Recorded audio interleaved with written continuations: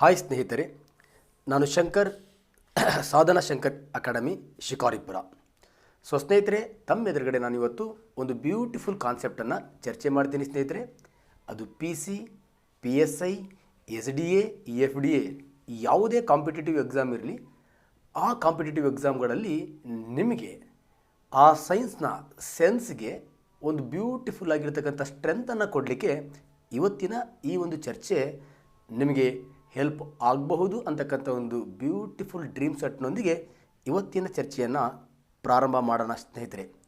ಸ್ನೇಹಿತರೆ, ಇದು ನಿಮ್ಮ ಚಾನಲ್ ಸಾಧನಾ ಶಂಕರ್ ಯೂಟ್ಯೂಬ್ ಚಾನಲ್. ಸ್ನೇಹಿತರೆ, ತಮ್ಮ ಹೃದಯದಿಂದ ಈ ಒಂದು ಚಾನಲನ್ನು ಹಾರೈಸಿ ಬೆಳೆಸಿ ಸ್ನೇಹಿತರೆ. ಸ್ನೇಹಿತರೆ, ನಮ್ಮ ಟೀಮ್ನ ಯಾವುದೇ ಒಬ್ಬ ಎಜುಕೇಟರ್ಸ್ ಏನು ಕ್ಲಾಸನ್ನು ಮಾಡಿದಾಗ ಆ ಕ್ಲಾಸ್ ನಿಮ್ಮನ್ನು ಎಕ್ಸೈಟ್ಮೆಂಟ್ ಏನು ಮಾಡುತ್ತೆ ಆ ಸಂಗತಿಗಳನ್ನು ಆದಷ್ಟು ಕಾಮೆಂಟ್ ಮಾಡಿ ಸ್ನೇಹಿತರೆ.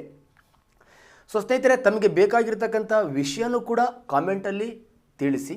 ನಮ್ಮಲ್ಲಿ ಏನಾದರೂ ದೋಷ ಇದ್ದರೂ ಕೂಡ ಕಾಮೆಂಟಲ್ಲಿ ತಿಳಿಸಿ ಸ್ನೇಹಿತರೆ. ಆದಷ್ಟು ಲೈಕ್ಗಳನ್ನು ಕೊಡಿ.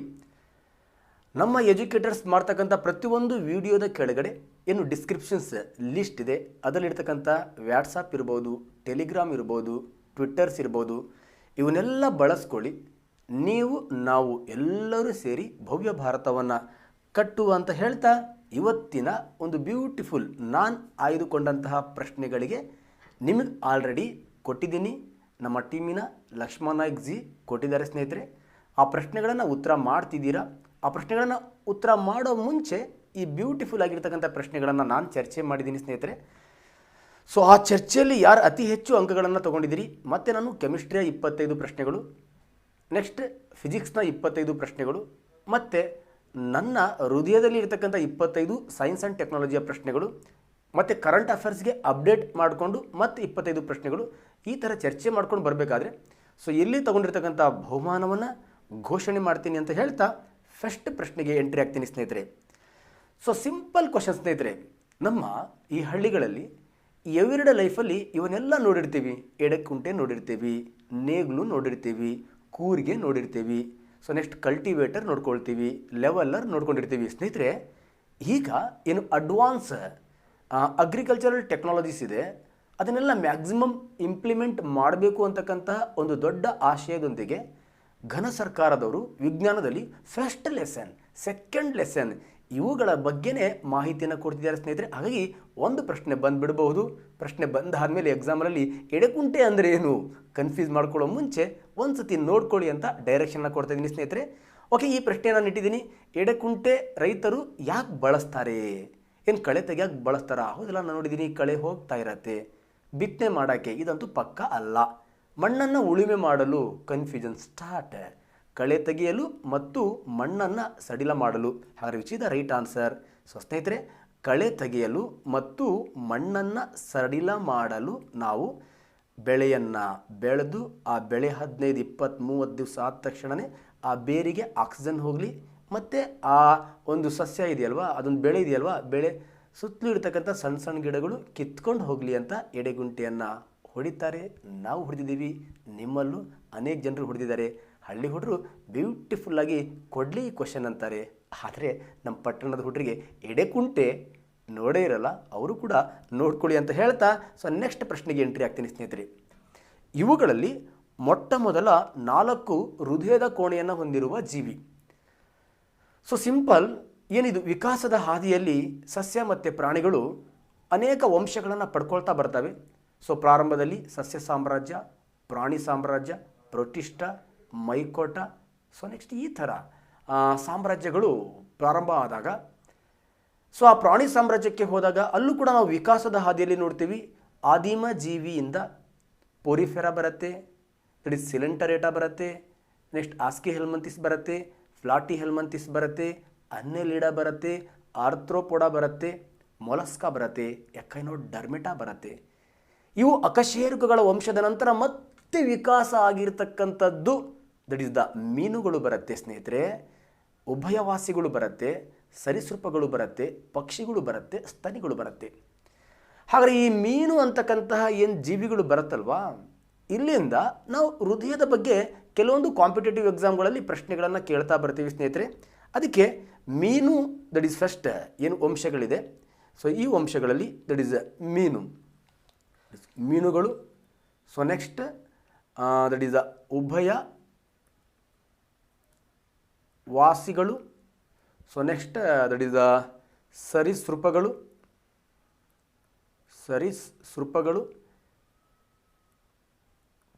ಪಕ್ಷಿಗಳು.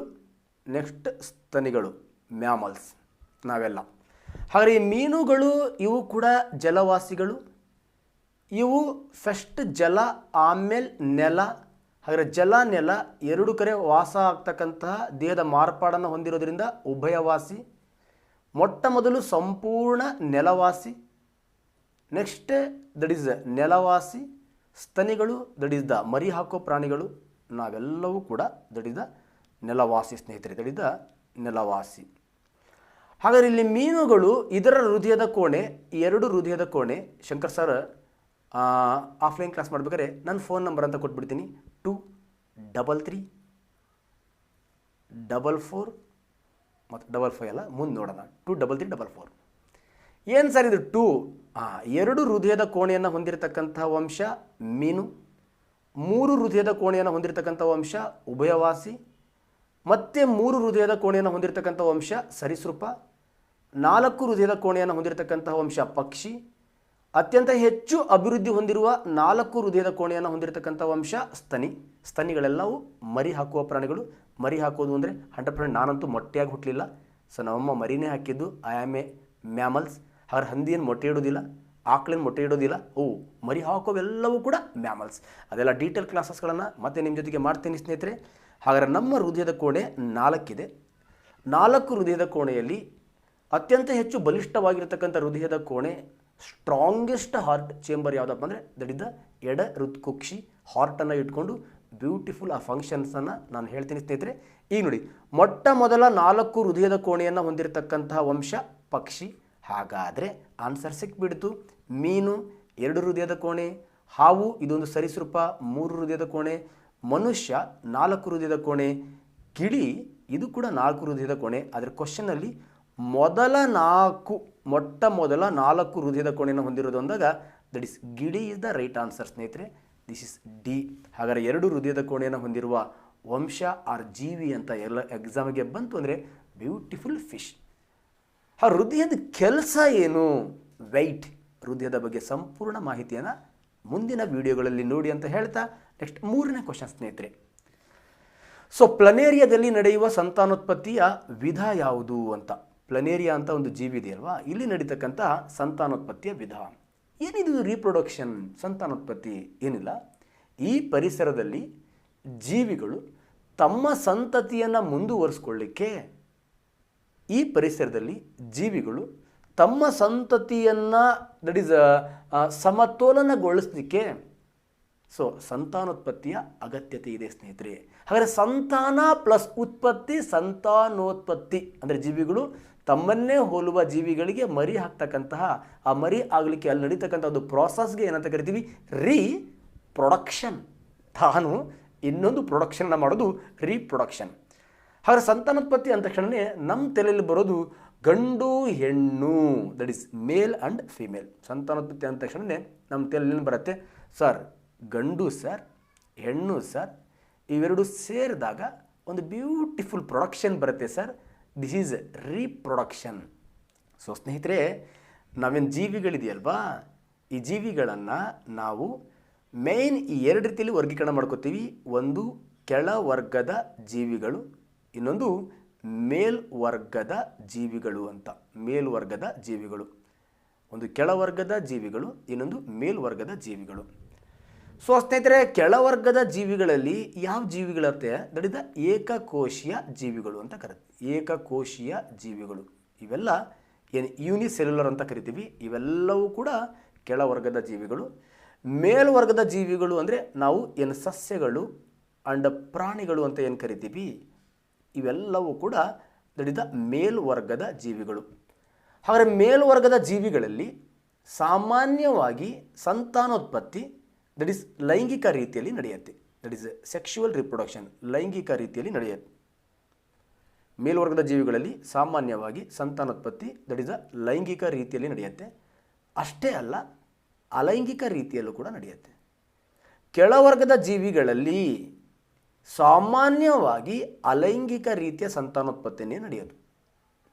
ಯಾಕೆಂದರೆ ಕೆಳವರ್ಗದ ಜೀವಿಗಳಲ್ಲಿ ಉದಾಹರಣೆ ನೋಡಿ, ಅಮೀಬಾ ಇದೆ, ಯೂಗ್ಲಿನಾ ಇದೆ, ಪ್ಯಾರಾಮಿಸಿಯಮ್ ಇದೆ, ನೆಕ್ಸ್ಟ್ ಸ್ಪೈರೋಗೈರಾ ಇದೆ. ಎಲ್ಲರೂ ಇವೆಲ್ಲ ಓದ್ಬೇಕಾದ್ರೆ ನೀವು ಗಂಡಮೀಬಾ, ಹೆಣ್ಣಮೀಬಾ, ಗಂಡು ಪ್ಯಾರಾಮಿಸಿಯಮ್, ಹೆಣ್ಣು ಪ್ಯಾರಾಮಿಸಿಯಮ್ ಎಲ್ಲರೂ ಓದಿದಿರಿ? ಓದಕ್ಕೆ ಸಾಧ್ಯನೇ ಇಲ್ಲ. ಯಾಕೆಂದರೆ ಅವುಗಳಲ್ಲಿ ಸೆಕ್ಸ್ ಆರ್ಗನೇ ಇಲ್ಲ. ಆದರೆ ಸೆಕ್ಸ್ ಆರ್ಗನ್ ಇಲ್ಲ ಅಂದಮೇಲೆ ಈ ಕೆಳವರ್ಗದ ಜೀವಿಗಳಲ್ಲಿ ಯಾವುದೇ ಕಾರಣಕ್ಕೂ ಲೈಂಗಿಕ ರೀತಿಯ ಸಂತಾನೋತ್ಪತ್ತಿ ಸೆಕ್ಷುವಲ್ ರಿಪ್ರೊಡಕ್ಷನ್ ಇರೋದಿಲ್ಲ. ಆದರೆ ಸೆಕ್ಷುವಲ್ ರಿಪ್ರೊಡಕ್ಷನ್ ಇಲ್ಲ ಅಂದಮೇಲೆ ಈ ಕೆಳವರ್ಗದ ಜೀವಿಗಳಲ್ಲಿ ತಮ್ಮ ಸಂತತಿಯನ್ನು ಮುಂದುವರಿಸ್ಕೊಳ್ಳಿಕ್ಕೆ ರಿಪ್ರೊಡಕ್ಷನ್ ಇರಲೇಬೇಕಲ್ವಾ? ಸೆಕ್ಸ್ ಇಲ್ಲ ಅಂದರೆ ಏನು? ರಿಪ್ರೊಡಕ್ಷನ್ ಅಂದರೆ ತನ್ನನ್ನೇ ಹೋಲುವ ಜೀವಿಗಳಿಗೆ ಜನ್ಮ ನೀಡೋದು. ಅದು ಹೆಂಗಾದರೂ ಆಗಿರ್ಬೋದು, ಸೇರಾದರೂ ಆಗಿರ್ಬೋದು, ಇರೋದೇ ಒಡೆದಾದರೂ ಆಗಿರ್ಬೋದಲ್ವಾ? ಸೊ ಆ ಥರ ಇರೋದ್ರಿಂದ ಗಂಡು ಹೆಣ್ಣು ಇಲ್ಲದೇ ಇರೋದ್ರಿಂದ ಈ ಕೆಳವರ್ಗದ ಜೀವಿಯಲ್ಲಿ ಅಲೈಂಗಿಕ ರೀತಿಯ ಸಂತಾನೋತ್ಪತ್ತಿಗಳು ನಡೆಯುತ್ತೆ. ಆ ಅಲೈಂಗಿಕ ರೀತಿಯ ಏನು ಸಂತಾನೋತ್ಪತ್ತಿಗಳಿದೆ, ರಿಪ್ರೊಡಕ್ಷನ್ ಇದೆ, ಅವುಗಳಿಗೆ ಉದಾಹರಣೆನೇ ಈ ಲೀಸ್ಟ್ ಸ್ನೇಹಿತರೆ. ದಟ್ ಇಸ್ ವಿದಳನ, ತುಂಡರಿಕೆ, ಪುನರುತ್ಪಾದನೆ, ದಟ್ ಇಸ್ ಮೊಗ್ಗುವಿಕೆ, ಇಂಗ್ಲೀಷ್ನಲ್ಲಿ that is the fission, next fragmentation, regeneration and buddings ಅಂತ. ಸರ್ ಇವೆಲ್ಲ ಯಾಕೆ ಹಾಕೊಂಡಿದ್ದೀನಿ ಅಂದರೆ, ಏನು ಈಗ ಹೊಸದಾಗಿ ನಮ್ಮ ಸ್ಟೇಟ್ ಗೌರ್ಮೆಂಟ್ ಬುಕ್ ಏನು ಪಬ್ಲಿಷ್ ಮಾಡಿದ ಹೊಸ ಬುಕ್ಗಳು ಬಂದಿದೆ, ಆ ಹೊಸ ಬುಕ್ಗಳಲ್ಲಿ ಇರ್ತಕ್ಕಂಥ ಟಾಪಿಕ್ಸ್ಗಳು ಕ್ವೆಶನ್ ಪೇಪರನ್ನು ಫ್ರೇಮ್ ಮಾಡಬೇಕಾದ್ರೆ ಆ ಬುಕ್ಗಳನ್ನು ರೆಫರ್ ಮಾಡ್ತೀನಿ ಅನ್ನೋ ವೆರಿ ವೆರಿ ಇಂಪಾರ್ಟೆಂಟ್. ತಾವು ಯಾವುದೋ ಒಂದು ಹಳೆಯ ಬುಕ್ಕನ್ನು ರೆಫರ್ ಮಾಡ್ಕೊಂಡು ಎಕ್ಸಾಮಿಗೆ ಹೋಗಿರ್ತೀರಾ, ಅಲ್ಲಿ ಯಾವ ಕ್ವಶನ್ಸ್ಗಳು ಬರೋದಿಲ್ಲ. ಆದರೆ ಹಳೆಯ ಬುಕ್ಕು ಬೇಡ ಅಂತ ಅಲ್ಲ, ಹಳೆ ಎತ್ತನ ಹೊಳೆ ಹುಡಿದ್ರೂ ಬೇಕು. ಆದರೆ ಹಳೆ ಎತ್ತು ಜೊತೆಗೆ ಹೊಸ ಚಿಗುರು ಕೂಡ ಬೇಕಾಗಿರುತ್ತೆ ಸ್ನೇಹಿತರೆ. ಹಾಗಾಗಿ ಈ ಪ್ರಶ್ನೆಗಳನ್ನು ನಾನು ಸುಂದರವಾಗಿ ನಿಮ್ಮ ಜೊತೆಗೆ ತೊಗೊಂಡಿದ್ದೀನಿ. ವಿದಳನ ಹೆಸರೇ ಹೇಳುತ್ತೆ, ವಿದಳನ, ವಿದಳನ. ಹಾಗಾದ್ರೆ ಇಲ್ಲಿ ಈ ದಳನ ಅಂದರೆ ಎರಡು ತುಂಡುಗಳಾಗೋದು ಅಥವಾ ತುಂಡುಗಳಾಗೋದು. ಈ ವಿದಳನದಲ್ಲಿ 3 ಥರ ಆಗ್ತವೆ. ಅದು ಸ್ವಲ್ಪ ನೆನಪಿಟ್ಕೋಬೇಕು. 1, 2, ಇನ್ನೊಂದು 3. ಹಾಗಾದರೆ ಈ 3 ಥರದಲ್ಲಿ ಫಸ್ಟ್ ದಟ್ ಇಸ್ ದ ಅಡ್ಡ ವಿದಳನ,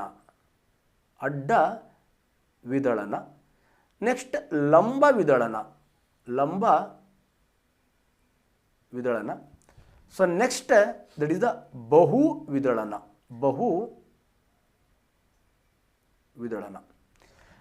ಸೊ ವಿದಳನ PC ಸಾಕು. ಆದರೂ ಆ ಕಡೆ ಸ್ವಲ್ಪ ನೋಡ್ಕೊಳ್ಳೋಣ. ನಮ್ಮ ಹುಡುಗರು PSC ಏನು ಹೌದು, ಅವರೆಲ್ಲ UPSC ಪಾಸ್ ಮಾಡೋಕ್ಕೆ ರೆಡಿ ಆಗಿರ್ತಕ್ಕಂಥ ಹುಡುಗರು, ಸ್ವಲ್ಪ ನೋಡ್ಕೊಳ್ಳೋಣ ಅಂತ. ಅಡ್ಡ ವಿದಳನಕ್ಕೆ ಉದಾಹರಣೆ ಅಮೀಬಾ. ಇದೇನು ಸಾರ್ ಇದು? ಏನಿಲ್ಲ, ಒಂದು ಬ್ಯೂಟಿಫುಲ್ ಅಮೀಬಾ ಇಲ್ಲಿ ಬರ್ಕೋತಾ ಇದ್ದೀನಿ. ಓಕೆ, ನಿಮಗೆಲ್ಲ ಗೊತ್ತು, ಅಮೀಬಾದಲ್ಲಿ ಗಂಡು ಇಲ್ಲ, ಹೆಣ್ಣಿರಲ್ಲ. ಅದಕ್ಕೊಂದು ನ್ಯೂಕ್ಲಿಯಸ್ ಇರುತ್ತೆ. ಅದಕ್ಕೆ ಸ್ವಂತ ದೇಹನೂ ಇರಲ್ಲ, ಸ್ವಂತ ಪಾದನೂ ಇರಲ್ಲ, ಮಿಥ್ಯ ಪಾದಗಳ ಮೂಲಕ ನಡೆಯುತ್ತೆ. ಈ ಅಮೀಬಾ ತನ್ನ ಸಂತತಿಯನ್ನು ಹೇಗೆ ಮುಂದುವರಿಸುತ್ತೆ ಅಂದರೆ, ಹಿಂಗೆ ಬ್ಯೂಟಿಫುಲ್ಲಾಗಿ ತನ್ನ ದೇಹ ಇದೆಯಲ್ವಾ, ತನ್ನ ದೇಹ ನೀಟಾಗಿ 2 ಹೋಳಾಗ್ಬಿಡತ್ತೆ ಈ ನೋಡಿ. ಒಂದು ಅಮೀಬಾ, ಎಷ್ಟು ಅಮೀಬಾ ಐತೀಗ? 2 ಅಮೀಬಾ. ಮತ್ತು ಈ ಅಮೀಬಾ ಪ್ರೌಢಾವಸ್ಥೆಗೆ ಬಂದಾಗ ಮತ್ತಿದು ದಟ್ ಈಸ್ ಮತ್ತೆರಡು 2 ಅಮೀಬಾ ಇದ್ದಿದ್ದು 4 ಅಮೀಬಾ. ಸೊ ಇಂತಹ ಸಂತತಿ ನೋಡಿ, ಒಂದೇ ಇತ್ತು ಅಮೀಬಾ, ಈಗ 2 ಆಯ್ತು, ಈಗ 4 ಆಯ್ತು. ಈ ಥರ ತನ್ನ ಸಂತತಿಯನ್ನು ಮುಂದುವರಿಸ್ಕೊತಾ ಹೋಗ್ತಕ್ಕಂತಹ ಏನು ಸಂತಾನೋತ್ಪತ್ತಿ ಇದೆಯಲ್ವಾ, ಇದಕ್ಕೆ ವಿದಳನ ಅಂತ ಕರಿತೀವಿ. ಅಮೀಬಾ ಹೆಂಗೆ ವಿದಳನ ಆಗ್ತಾ ಇದೆ? ಅಡ್ಡ. ಬ್ಯಾಕ್ಟೀರಿಯಾನು ಕೂಡ ವಿದಳನ ಕ್ರಿಯೆಯ ಮೂಲಕನೇ ತನ್ನ ಸಂತತಿಯನ್ನು ಮುಂದುವರಿಸ್ಕೊತಾ ಹೋಗುತ್ತೆ ಸ್ನೇಹಿತರೆ. ಅಡ್ಡ ವಿದಳನ, ಇದು ಅಮೀಬಾ. ಹಾಗಾದ್ರೆ ಅಮೀಬಾದಲ್ಲಿ ಅಡ್ಡ ವಿದಳನ. ಇನ್ನೊಂದಿದೆ ನಿಮಗೆ, ಡಮ್ ಫೀವರ್. ಹಾಗಾದ್ರೆ ಡಮ್ ಫೀವರ್ ಅಂತಕ್ಕಂಥದ್ದು ಯಾವ ರೋಗಕ್ಕೆ ಡಮ್ ಫೀವರ್ ಅಂತ ಕರಿತೀವಿ ಅಂದರೆ ಕಾಲ್ ಅಜರ್. ಹಾಗಾದ್ರೆ ಕಾಲ್ ಅಜರ್ ರೋಗಕ್ಕೆ ಕಾರಣವಾಗಿರ್ತಕ್ಕಂಥ ಜೀವಿ ಯಾವುದು ಅಂತ ಕೇಳಿದ್ರೆ ಲೆಶ್ಮಾನಿಯಾ. ಆ ಲೆಶ್ಮಾನಿಯಾ ಹೇಗಿರುತ್ತೆ ಅಂದರೆ, ಆ ಜೀವಿ ಈ ಥರ ಇರುತ್ತೆ ಲೆಶ್ಮಾನಿಯಾ. ಅದು ಪ್ರೌಢಾವಸ್ಥೆಗೆ ಬಂದಾಗ ತನ್ನ ದೇಹ ಬ್ಯೂಟಿಫುಲ್ಲಾಗಿ ಈ ಥರ ಶೀಳ್ಲಿಕ್ಕೆ ಸ್ಟಾರ್ಟ್ ಆಗುತ್ತೆ. ಈ ಥರ ನೋಡಿ, ಸೀಳ್ತಾ ಏನಾಗ್ಬಿಡುತ್ತೆ, ಈ ಕಡೆ ಒಂದು ಪಾರ್ಟ್ ಆಗಿಬಿಡುತ್ತೆ, ನೆಕ್ಸ್ಟ್ ಈ ಕಡೆ ಒಂದು ಪಾರ್ಟ್ ಆಗಿಬಿಡುತ್ತೆ. ಹಾಗಾದರೆ ಒಂದು ಲೆಶ್ಮಾನಿಯಾ ಎಷ್ಟು ಲೆಶ್ಮಾನಿಯಾ ಆಗುತ್ತೆ? ದಟ್ ಈಸ್ 2 ಲೆಶ್ಮಾನಿಯಾ ಆಗುತ್ತೆ. ಹಾಗಾದರೆ ಲೆಶ್ಮಾನಿಯಾ ಇದು ಲಂಬ ವಿದಳನಕ್ಕೆ ಕಾರಣ ಸ್ನೇಹಿತರೆ. ಹಾಗಾದರೆ ಲಂಬ ವಿದಳನ ಈ ಕೆಳಕಂಡ ಯಾವ ಜೀವಿಯಲ್ಲಿ ಕಂಡು ಬರುತ್ತೆ ಅಂದರೆ ಲೆಶ್ಮಾನಿಯಾ ಜೀವಿಯಿಂದ ಬರ್ತಕ್ಕಂತಹ ರೋಗ ಯಾವುದು? ಡಮ್ ಅಂದರೆ ಕಾಲ್ ಅಜರ್. ಈ ಕಾಲ್ ಅಜರ್ ರೋಗವನ್ನು ಏನಂತ ಕರಿತೀವಿ? ಡಮ್ ಡಮ್ ಜ್ವರ ಅಂತ ಕರಿತೀವಿ ಸ್ನೇಹಿತರೆ, ಡಮ್ ಡಮ್ ಜ್ವರ. ಹಾಗೆ ಲೆಶ್ಮಾನಿಯಾ ಅಂತಕ್ಕಂಥ ಜೀವಿ ಇದೆಯಲ್ಲ, ಇದೇನು, ಇದು ಒಂದು ಪ್ರೋಟೋಜೋವಾ, ಇದು ಒಂದು ಆದಿಮ ಜೀವಿ, ಇದು ಒಂದು ಆದಿಮ ಜೀವಿ. ನೆಕ್ಸ್ಟ್ ಬಹುವಿದಳನ, ತಮ್ಮೆಲ್ಲರಿಗೂ ಗೊತ್ತು, ದಟ್ ಇಸ್ ದ ಮಲೇರಿಯಾ ರೋಗ. ಹಾಗಾದ್ರೆ ಮಲೇರಿಯಾ ರೋಗವನ್ನು ಹರಡುವ ಜೀವಿ ಯಾವುದು ಅಂತ ಕೇಳಿದ್ರೆ ಯಾವುದು? That is Anopheles mosquito. Anopheles ಹೆಣ್ಣು ಸೊಳ್ಳೆ ಹರಡುವ ಜೀವಿ, ದಟ್ ಇಸ್ ದ ವೆಕ್ಟಾರ್ಸ್. ಮಲೇರಿಯಾ ರೋಗವನ್ನು ಅಥವಾ ಮಲೇರಿಯಾ ರೋಗಕ್ಕೆ ಕಾರಣವಾಗಿರೋ ಜೀವಿ ಯಾವುದು ಅಂತ ಕೇಳಿದ್ರೆ ಅದು ಕೂಡ ಒಂದು ಆದಿಮ ಜೀವಿ, ಅದು ಕೂಡ ಆದಿಮ. ಲೆಶ್ಮಾನಿಯಾ ಹೇಗೆ ಆದಿಮ ಜೀವಿ ಇತ್ತು, ಅದು ಕೂಡ ಒಂದು ಪ್ರೋಟೋಜೋವಾ. ಅದರ ಹೆಸರು that is the Plasmodium vivax. ಅದರ ಹೆಸರು that is the Plasmodium vivax, Plasmodium. ಹಾಗಾದರೆ ಮಲೇರಿಯಾ ರೋಗಕ್ಕೆ ಕಾರಣವಾಗಿರ್ತಕ್ಕಂಥ ಜೀವಿ ಪ್ಲಾಸ್ಮೋಡಿಯಂ ವೈವಾಕ್ಸ್. ಇದು ಒಂದು ಪ್ರೋಟೋಜೋವಾ. ಈ ಪ್ಲಾಸ್ಮೋಡಿಯಂ ವೈವಾಕ್ಸನ್ನು ಒಂದು ಕಡೆಯಿಂದ ಇನ್ನೊಂದು ಕಡೆ ತಗೊಂಡು ಹೋಗಿ ಮಲೇರಿಯಾ ರೋಗವನ್ನು ಸ್ಪ್ರೆಡ್ ಮಾಡೋ ಜೀವಿ ಯಾವುದು ಅಂದರೆ ದಟ್ ಈಸ್ ದ ಅನಾಫಿಲಿಸ್ ಹೆಣ್ಣು ಸೊಳ್ಳೆ. ಹಾಗಾದ್ರೆ ಸ್ಪ್ರೆಡ್ ಮಾಡೋದು ಅಂದ್ರೆ ಬೇರೆ, ತರೋದು. ಈ ಪ್ಲಾಸ್ಮೋಡಿಯಂ ಇದೆಯಲ್ವಾ, ಈ ಪ್ಲಾಸ್ಮೋಡಿಯಂ ಜೀವಿ ತನ್ನ ದೇಹದಲ್ಲಿರ್ತಕ್ಕಂತಹ ನ್ಯೂಕ್ಲಿಯಸ್ ಇದೆಯಲ್ವಾ, ಈ ನ್ಯೂಕ್ಲಿಯಸನ್ನು ಅನೇಕ ಪೀಸ್ಗಳನ್ನಾಗಿ ಮಾಡ್ಕೊಳ್ಳುತ್ತೆ. ಯಾವ ಸಂದರ್ಭದಲ್ಲಿ ಮಾಡ್ಕೊಳ್ಳುತ್ತೆ ಅಂದರೆ ಪ್ಲಾಸ್ಮೋಡಿಯಂಗೆ ಪ್ರತಿಕೂಲದ ಸಂದರ್ಭದಲ್ಲಿ, ಪ್ಲಾಸ್ಮೋಡಿಯಂಗೆ ನಮ್ಮ ಪರಿಸರದಲ್ಲಿ ಅನಾನುಕೂಲ ಆಗ್ತಕ್ಕಂಥ ಸಂದರ್ಭದಲ್ಲಿ ತನ್ನ ನ್ಯೂಕ್ಲಿಯಸ್ಸನ್ನು ಅನೇಕ ಭಾಗಗಳನ್ನಾಗಿ ಮಾಡ್ಕೊಳ್ಳುತ್ತೆ. ಸೊ ಈ ಪ್ಲಾಸ್ಮೋಡಿಯಂಗೆ ಅನುಕೂಲಕರ ಪರಿಸ್ಥಿತಿ ಬಂದಾಗ ಅಥವಾ ಮಳೆ ಆದಾಗ, ನೀರಾದಾಗ, ಇಂತಹ ಅನುಕೂಲಕರ ಪರಿಸ್ಥಿತಿ ಬಂದಾಗ ತನ್ನ ದೇಹದಲ್ಲಿ ಏನು ನ್ಯೂಕ್ಲಿಯಸ್ ಹೊಡೆದು ಅನೇಕ ಭಾಗಗಳಾಗಿತ್ತಲ್ವಾ, ಆ ಅನೇಕ ಭಾಗಗಳನ್ನು ಹೊಂದಿರತಕ್ಕಂಥ ನ್ಯೂಕ್ಲಿಯಸ್ ಹೊಸ ಪ್ಲಾಸ್ಮೋಡಿಯಂ ಆಗಿ ತನ್ನ ಹೊರ ಕವಚವನ್ನು ಸೀಳ್ಕೊಂಡು ಒಮ್ಮೆಲೆ ಲಕ್ಷಾಂತರ ಪ್ಲಾಸ್ಮೋಡಿಯಂಗಳು ಹೊರಗಡೆ ಬರುತ್ತೆ. ಇದನ್ನು ನಾವು ದಟ್ ಇಸ್ ಮಲ್ಟಿಪಲ್ ಫಿಷನ್ ಅಂತ ಕರಿತೀವಿ. ಬಹು ವಿದಳನ ಯಾವುದರಲ್ಲಿ ನಡೆಯುತ್ತೆ ಅಂದರೆ ದಟ್ ಇಸ್ ದ ಪ್ಲಾಸ್ಮೋಡಿಯಂ ಜೀವಿ, ಪ್ಲಾಸ್ಮೋಡಿಯಂ. ನಾನಿಲ್ಲಿ ನಿಮಗೆ ಪ್ಲನೇರಿಯಾ ಅಂತ ಹಾಕಿದ್ದೀನಿ. ಹಾಗೆ ನಾಳೆ ಎಕ್ಸಾಮಲ್ಲಿ ಅಮೀಬಾ ಕೇಳಿಬಿಡ್ಬೋದು, ಲೆಶ್ಮಾನಿಯಾ ಕೇಳಿಬಿಡ್ಬೋದು, ಪ್ಲಾಸ್ಮೋಡಿಯಂ ಕೇಳಿಬಿಡ್ಬೋದು. ಯಾಕಂದರೆ ಹೊಸ ಬುಕ್ಕಲ್ಲಿ ಬಂದಿರತಕ್ಕಂಥ ಕಾನ್ಸೆಪ್ಟ್ ಸ್ನೇಹಿತರೆ. ಈಗ ನೋಡಿ, ತುಂಡರಿಕೆ. ಇದೇನು ಸರ್ ತುಂಡರಿಕೆ? ಇಂಗ್ಲೀಷ್ನಲ್ಲಿ ಫ್ರಾಗ್ಮೆಂಟೇಷನ್. ಏನಿಲ್ಲ, ಈಗ ದಟ್ ಇಸ್ ಸ್ಪೈರೋಗೈರಾ ಅಂತಕ್ಕಂಥ ಜೀವಿಗಳು, ಸೂಕ್ಷ್ಮಾಣುಜೀವಿಗಳು.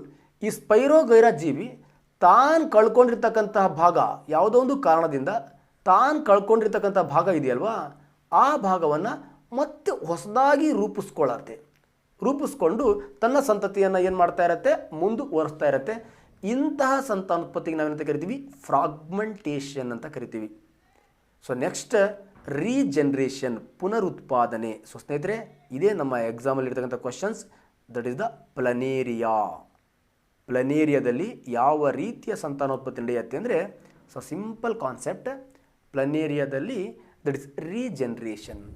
ಏನಿದು ಎಕ್ಸಾಂಪಲ್? ಈಗ ಒಂದು ಪ್ಲನೇರಿಯಾ ಬರಿತೀನಿ ನಾನು. ಇದೊಂದು ಪ್ಲನೇರಿಯಾ, ಬ್ಯೂಟಿಫುಲ್ ಪ್ಲನೇರಿಯಾ ಬರೆದಿದ್ದೀನಿ.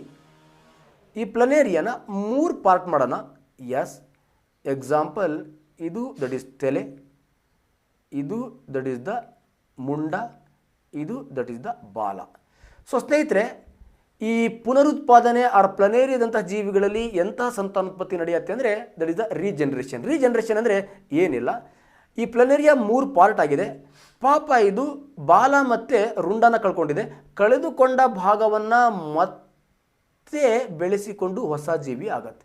ಈ ರುಂಡ ತಲೆಯನ್ನು ಮತ್ತೆ ಹೊಸದಾಗಿ ಬೆಳೆಸ್ಕೊಂಡು ಬಾಲನ ಹೊಸ ಜೀವಿ ಆಗುತ್ತೆ. ಇದು ದಟ್ ಈಸ್ ರುಂಡ, ಮುಂಡ ಮತ್ತು ರುಂಡ ಎಲ್ಲವನ್ನು ಈ ಥರ ಕಳೆದುಕೊಂಡ ಭಾಗವನ್ನು ಹೊಸದಾಗಿ ಬೆಳೆಸ್ಕೊಂಡು, ಅಥವಾ ಒಂದು ಜೀವಿ ಏನು ತನ್ನ ಭಾಗಗಳಿದೆ ಆ ಭಾಗಗಳನ್ನು ಅಥವಾ ಆ ಭಾಗಗಳಿಂದ ಹೊಸ ಜೀವಿಯಾಗಿ ನಿರ್ಮಾಣ ಮಾಡ್ಕೊಳ್ತಕ್ಕಂಥ ಒಂದು ಸಂತಾನೋತ್ಪತ್ತಿಗೆ ಏನಂತ ಕರಿತೀವಿ? That is the regeneration. ನೋಡಿ, ಒಂದು ಪ್ಲನೇರಿಯಾ 3 ಪಾರ್ಟ್ ಆಯಿತು, 3 ಪಾರ್ಟು ಹೊಸ ಜೀವಿಗಳಾಯಿತು. 1 ಇದ್ದಿದ್ದು 3 ಆಯಿತು, ನೆಕ್ಸ್ಟ್ 3 ಇದ್ದಿದ್ದು 9 ಆಗುತ್ತೆ, 9 ಇದ್ದಿದ್ದು 27, ಈ ಥರ. So next ಮೊಗ್ಗುವಿಕೆ.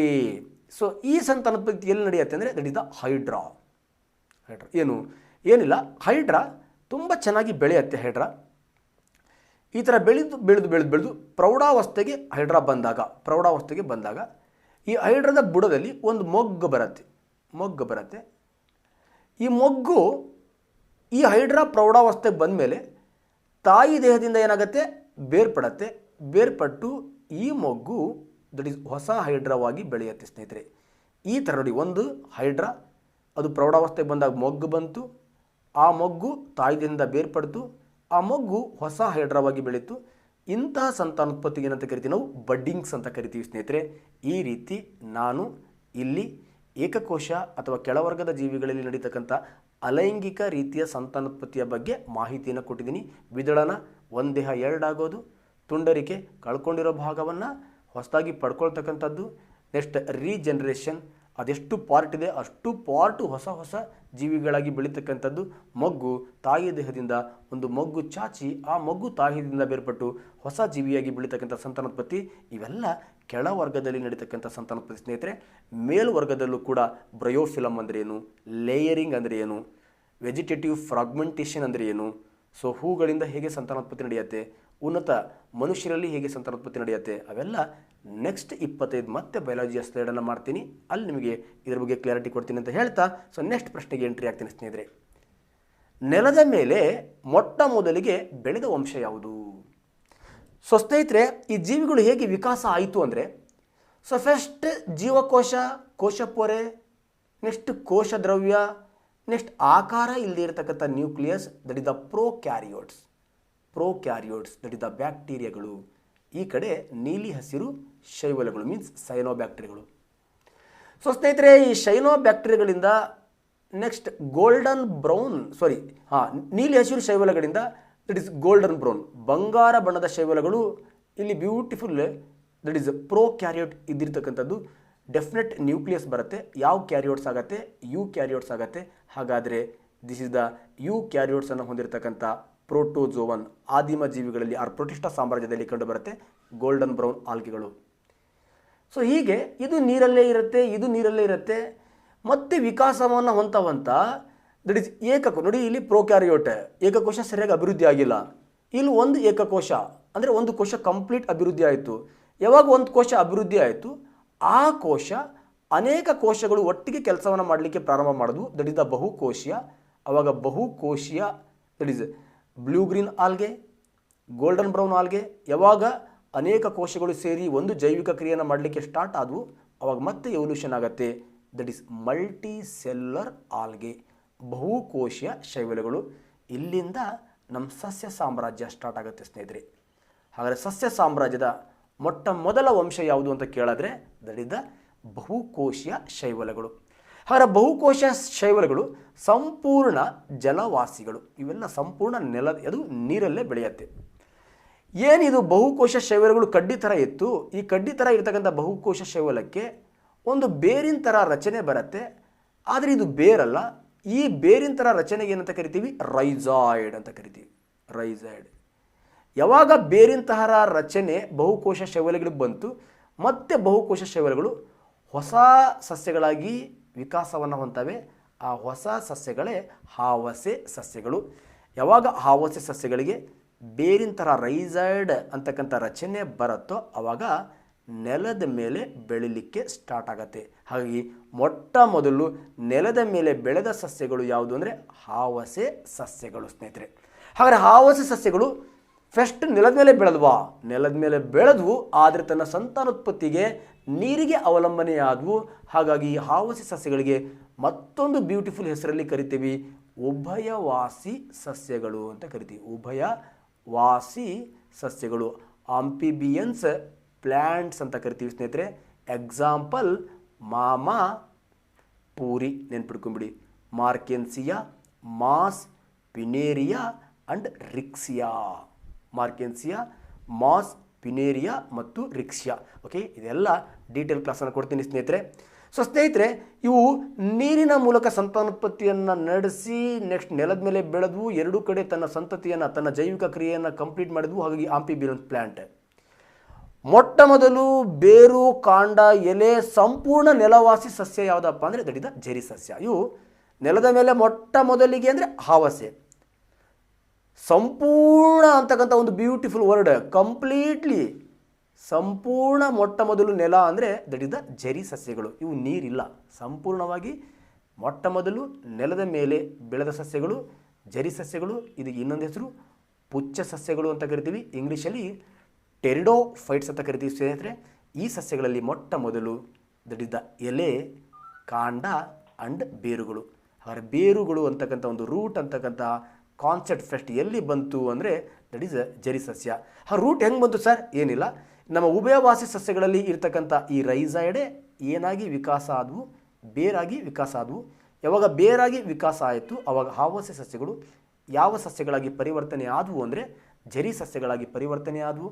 ಸೊ ನೆಕ್ಸ್ಟ್ ಸಸ್ಯಗಳಿಗೆ ರೈಸೈಡ್ ಬಂತು, ಬೇರ್ ಬಂತು, ಎಲೆ ಬಂತು, ನೆಕ್ಸ್ಟ್ ಬೀಜ ಬಂತು.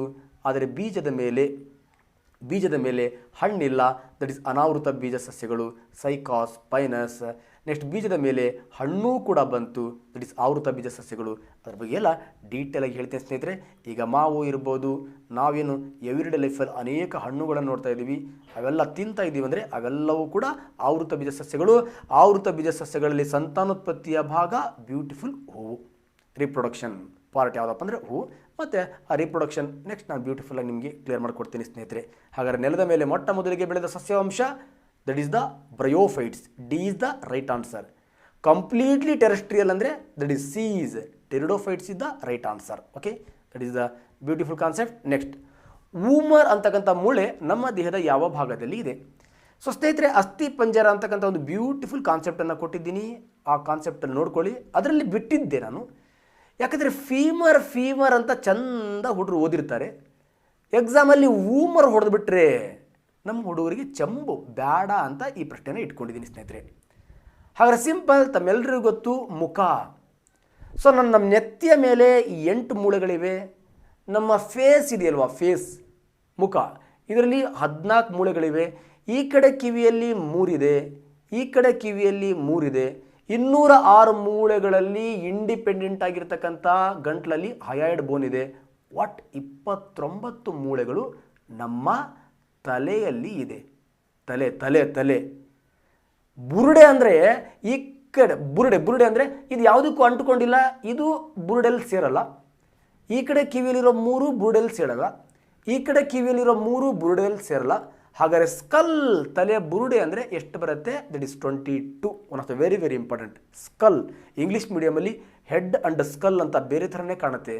ಕನ್ನಡ ಮೀಡಿಯಮಲ್ಲಿ ಪೌಡ್ರ್ ಹಾಕ್ಕೊಳ್ಳಿ, ತಲೆ ಬಾಚ್ಕೊಳ್ಳಿ, ಒಂದೇ ಥರನೇ ಕಾಣುತ್ತೆ. ಹಾಗಾಗಿ ತಲೆ ಬುರುಡೆನೇ ಬೇರೆ, ತಲೆನೇ ಬೇರೆ. ತಲೆಯಲ್ಲಿ 29 ಮೂಳೆ, ತಲೆ ಬುರುಡೆಯಲ್ಲಿ 22 ಮೂಳೆ. ಆ 22 ಮೂಳೆಯಲ್ಲಿ 8 that is the cranium bones ನಮ್ಮ ನೆತ್ತಿ ಮೇಲೆ ಇರುತ್ತೆ. ಏನು ಫೇಸಿಯಲ್ ಬೋನ್ ಇದೆ ಈ 14ರಲ್ಲಿ ಅತ್ಯಂತ ದೊಡ್ಡ ಮುಖದ ಮೂಳೆ ಇಲ್ಲಿದೆ, ದೌಡೆ, ಮ್ಯಾಂಡಿಬುಲಾ ಅತ್ಯಂತ ದೊಡ್ಡದು. ಸೊ ನೆಕ್ಸ್ಟ್, ನಮ್ಮ ಕಣ್ಣಿಗೆ ರಕ್ಷಣೆಯನ್ನು ಕೊಡ್ತಕ್ಕಂತಹ ಮೂಳೆ ಹುಬ್ಬು, ದಟ್ ಇಸ್ ದ ಲ್ಯಾಕ್ರಿಮಲ್ ಬೋನ್. ಈ ಮೂಗಿದೆಯಲ್ಲ, ಮೂಗು ತುದಿ ಇದೆಯಲ್ವಾ, ಈ ಮೂಗಿನ ತುದಿ ಮೇಲೆ ಇರತಕ್ಕಂಥ ಬೋನೇ ದಟ್ ಇಸ್ ದ ಊಮರ್ ಬೋನ್. ಹಾಗಾದರೆ ಊಮರ್ ಬೋನ್ ಎಲ್ಲಿದೆ? ಬ್ಯೂಟಿಫುಲ್ ಮುಖದಲ್ಲಿ ಇದೆ. One of the very very important, ಮುಖದ ಮೇಲೆ ಇದೆ. ಸೊ ಸ್ನೇಹಿತರೆ, ಕಿವಿ ಅಂದ ತಕ್ಷಣ ನೆನಪು ಬರುತ್ತೆ ನಿಮಗೆ, ಅತ್ಯಂತ ಚಿಕ್ಕ ಮೂಳೆ ಕಿವಿ, that is the stapes or stirrup. Okay, so ಎದೆಯಲ್ಲಿ ಒಂದು ಮೂಳೆ ಬ್ಯೂಟಿಫುಲ್ ಆಗಿ ನೆನಪಿಟ್ಕೋಬೇಕು, ದಟ್ ಇಸ್ ದ ಸ್ಟರ್ನಮ್ ಅಂತಕ್ಕಂಥ ಮೂಳೆ. ಸೊ ಸಿಂಪಲ್, ನಮ್ಮ ರಿಬ್ಸ್ ಇದೆಯಲ್ವಾ, ಆ ರಿಬ್ಸನ್ನು ಜಾಯಿಂಟ್ ಮಾಡ್ತಕ್ಕಂಥ ಎದೆಯಲ್ಲಿರ್ತಕ್ಕಂಥ ಮೂಳೆ. ತೊಡೆ ಅಂದ ತಕ್ಷಣವೇ ಅದು ಕನ್ಫ್ಯೂಸ್ ಮಾಡ್ಕೊಳ್ಳೋದೇ ಇಲ್ಲ ನೀವು, ದಟ್ ಈಸ್ ದ ದೊಡ್ಡ ಮೂಳೆ, that is the femur. Beautiful ಕಾನ್ಸೆಪ್ಟನ್ನು ನಾನು ಅಸ್ಥಿ ಪಂಜರ ಅಂತಕ್ಕಂಥ ಕಾನ್ಸೆಪ್ಟ್ ಕೊಟ್ಟಿದ್ದೀನಿ, ನೋಡ್ಕೊಳ್ಳಿ ಅಂತ ಹೇಳ್ತಾ, ನೆಕ್ಸ್ಟ್ ಪರಿಸರ ವ್ಯವಸ್ಥೆಯಲ್ಲಿ ಶಕ್ತಿಯ ಸಂಚಾರವನ್ನು ವಿವರಿಸ್ತಕ್ಕಂಥದ್ದು. ಏನು ಪರಿಸರ ವ್ಯವಸ್ಥೆಯಲ್ಲಿ? ಸೊ ಸ್ನೇಹಿತರೆ, one of the very very important. ಈ ಪರಿಸರ ವ್ಯವಸ್ಥೆಯಲ್ಲಿ ನಿಮಗೆ PCPSC ಒಂದು ಕ್ವಶನ್ ಕೇಳ್ತಾನೆ. ಪರಿಸರ ವ್ಯವಸ್ಥೆಯಲ್ಲಿ 2 ರೀತಿ ಸಂಚಾರ ಇರುತ್ತೆ. ಒಂದು ಪೋಷಕಾಂಶಗಳ ಸಂಚಾರ. ಸೊ ನೆಕ್ಸ್ಟ್ ಇನ್ನೊಂದು ಶಕ್ತಿಯ ಸಂಚಾರ. ಓಕೆ, ಪೋಷಕಾಂಶಗಳ ಸಂಚಾರವನ್ನು ಹೇಳ್ತಕ್ಕಂಥದ್ದು ಆಹಾರ ಸರಪಳಿ. ಶಕ್ತಿಯ ಸಂಚಾರವನ್ನು ಹೇಳ್ತಕ್ಕಂಥದ್ದು ಪೋಷಣ ಸ್ತರ.